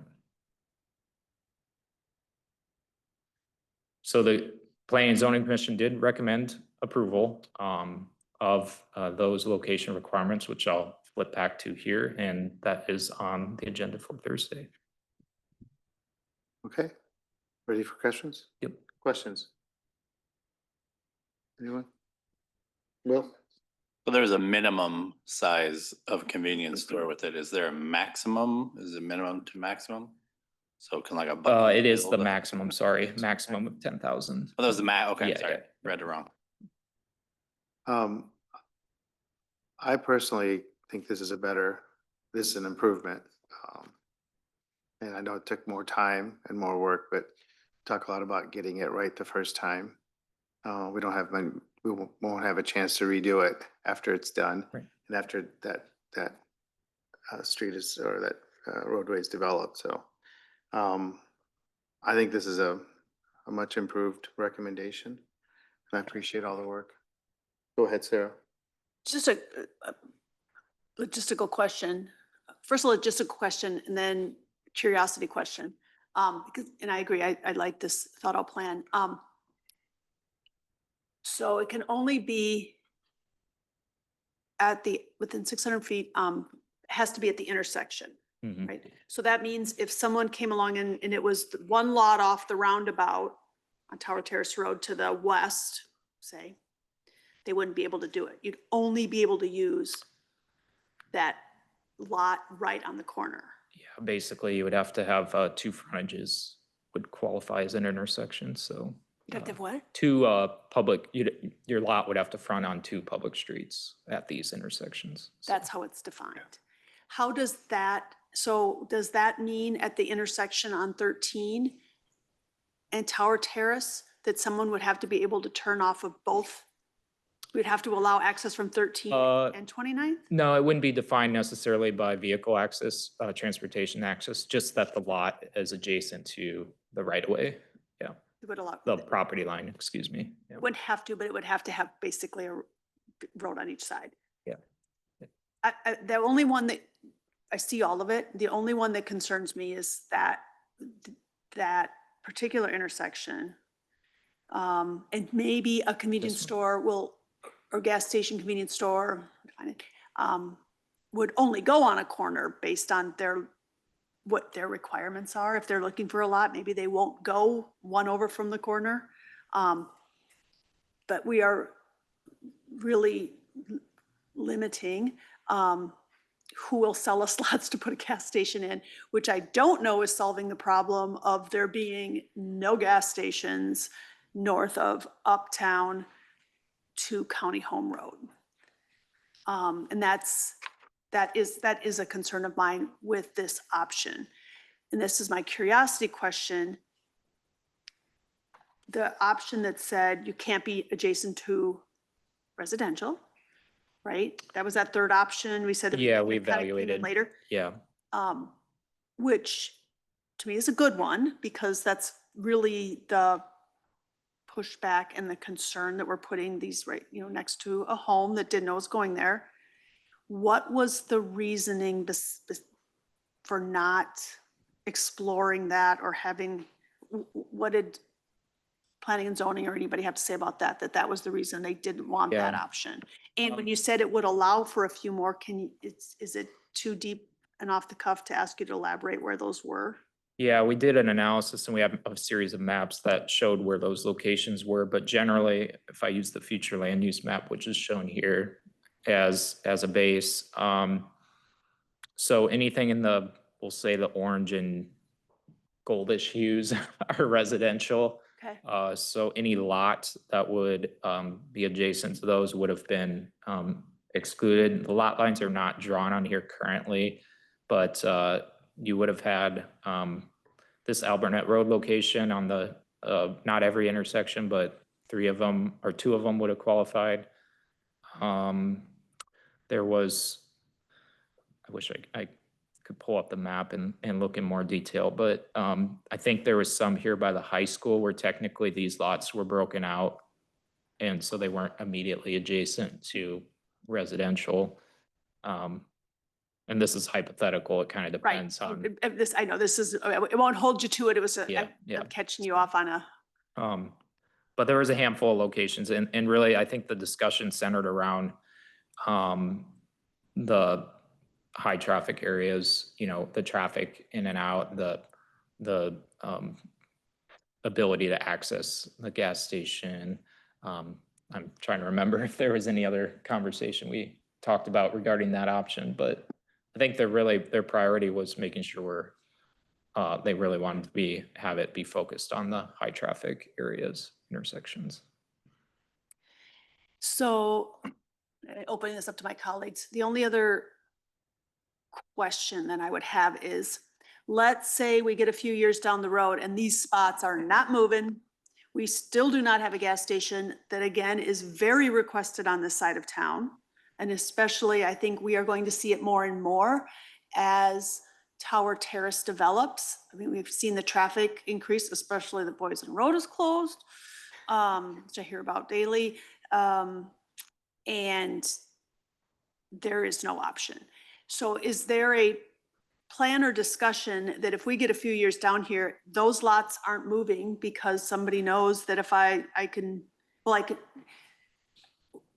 the one corner of like Albernet and Tower Terrace, the northeast, I do not see that being sold anytime soon. They don't want to sell it. And then the southwest corner, there's a home there. And the same people who own the northeast corner own the southeast corner and all along that strip. In the other corner, they don't probably won't ever want to sell either. Right. So, I mean, we're kind of boxing ourselves in unless we know that once you get over to this other side of the campus area, that maybe they would, and that would solve the problem. Sorry, I'm talking out loud. So I'm just curious if there is an exit ramp for us, if we get a few years down the road here and we're sitting here and nothing's happening, that we can go back to that and say, okay, we still don't want it next to residential. Yeah. That option 3. Nothing Yeah, prevents us from tweaking it. I It's mean, simply another text amendment. There's no, yeah, for it's lack of nothing a like better term, gospel. limitation on the time frame that you can make amendment. You could make this amendment on, through the third reading this month and next month and change it in January. I mean, there's no time limit on changing the code.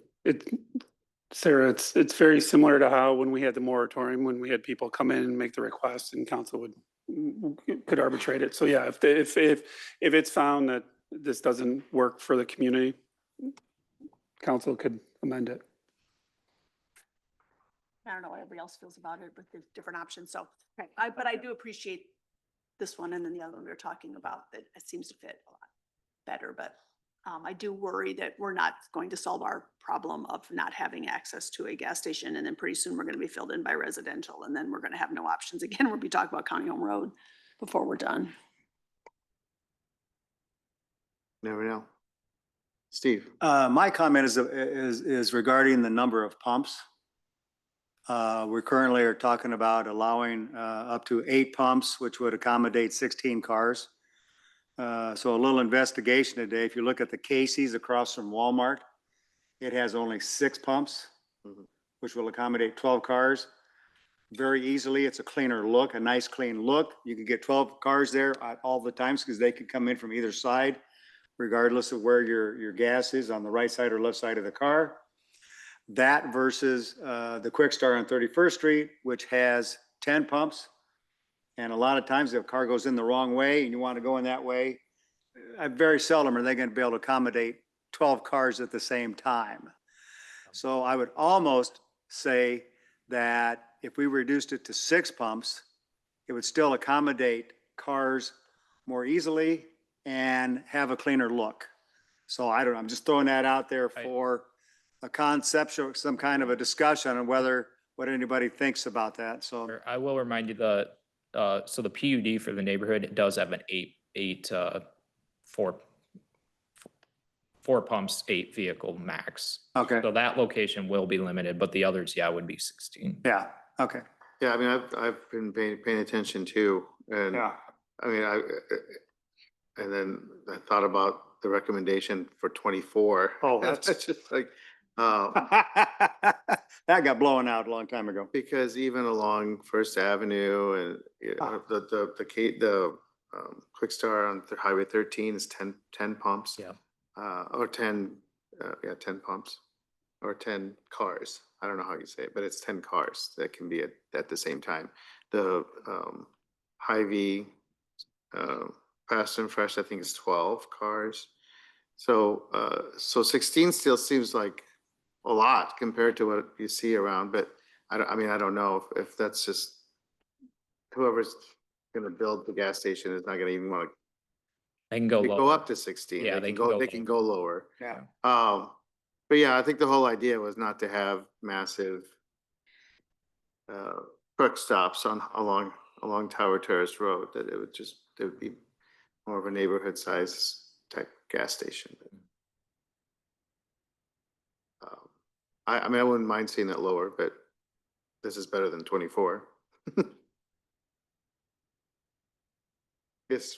Mayor, just on that point, so if council, if there is ultimately a consensus on that, we would need that direction. So then during the actual meeting, so we can amend the ordinance for follow-up. Oh, okay, on Thursday. Correct. People want to just think about that, or do you have thoughts on it? I'm just throwing the idea out there that after looking at some of them, I think it's a cleaner look, and 6 pumps will accommodate 12 cars easier than 8 pumps will, or 10. 10 right now, 10 pumps doesn't accommodate 12 cars as easily as 6 does. So I'm just throwing the idea out, so. Go ahead, Sarah. I would agree, except I think we had kind of discussed that the Highway 13 and Tower Terrace interchange could maybe be more of a commercial option that may not have to limit as much as along Tower Terrace, just because Yeah. you're sitting at what could be, I'm not as worried about how many pumps are on that corner, because I could see that's a main traffic corridor. Yeah, two it's of a them. highway. So I would, if we're limiting some of that, I don't know that I don't know if there's a way that Highway 13 option couldn't be larger. Yeah, I'm trying to remember where the 600-foot boundary would go to, but there would be other locations too on Highway 13 that would not be restricted by what is here, but yeah. Yep. Anyone else have any thoughts on that? On the pumps? Yeah.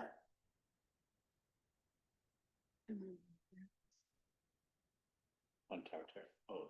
13. I was thinking the same thing that Sarah just brought up, is that intersection could be, maybe need more pumps, because when you just look at the quick start down in East Town Crossing, that thing's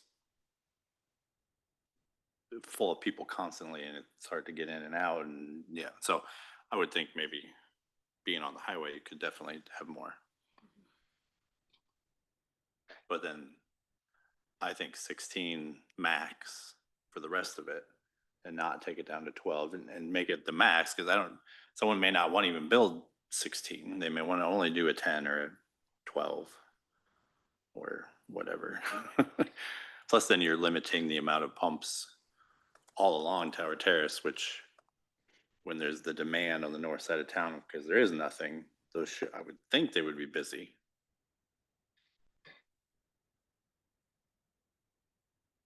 Okay. Gage, you have anything, or you good? I'm good. All right, we'll see what happens on Thursday, I guess. Okay, sounds good. Keep you in Just- suspense. Yeah, well, just so you know, this would be the schedule if things, if there is a recommendation or a motion made on the 7th on Thursday, it would go in this order. So second reading the 21st and Okay, September 4th. all right, That's it. thank you. Thank you. All right, any other item on the agenda that we haven't discussed that anyone has questions on? Kim, you have something? Yes, I was just going to point out that Mr. Tobin is here tonight, and we asked him to come tonight just in case you had any questions in regards to E1. He will not be able to be here Thursday night due to moving his daughter to college. So we wanted to make sure if you had any questions, that tonight would be a great night to be able to do that. So if there were some answers we needed to, or some correspondence we needed to have, we could bring that back on Thursday. Which item is that? It's the last, yep, E1, on the last page of the Oh, agenda. E1, sorry. Yes, anyone have questions on that? I did not. No? Okay, Okay, good. awesome. Thank you. Okay. Okay. Anyone you have a question on another item? Okay, then we'll take the motion for the closed session, please. Mayor, I move to adjourn to closed session regarding litigation as permitted under section 21.51C of the Code of Iowa, two separate measures. Second. Then moved and seconded to adjourn to closed session regarding litigation. May we have the legal counsel statement, please? Thank you, Your Honor. I've reviewed the proposed subject matter for the closed session and find the same to be appropriate under Iowa Code, section 21.51C. Thank you. Discussion before we vote. Roll call, please. Mr. Jensen? Yes. Mr. Miskman? Yes. Mayor Abu Osley? Yes. Ms. Menzer? Yes. Mr. Brandt? Yes. Mr. Sterned? Yes. Okay, thank you for joining us. We're now adjourned to closed session.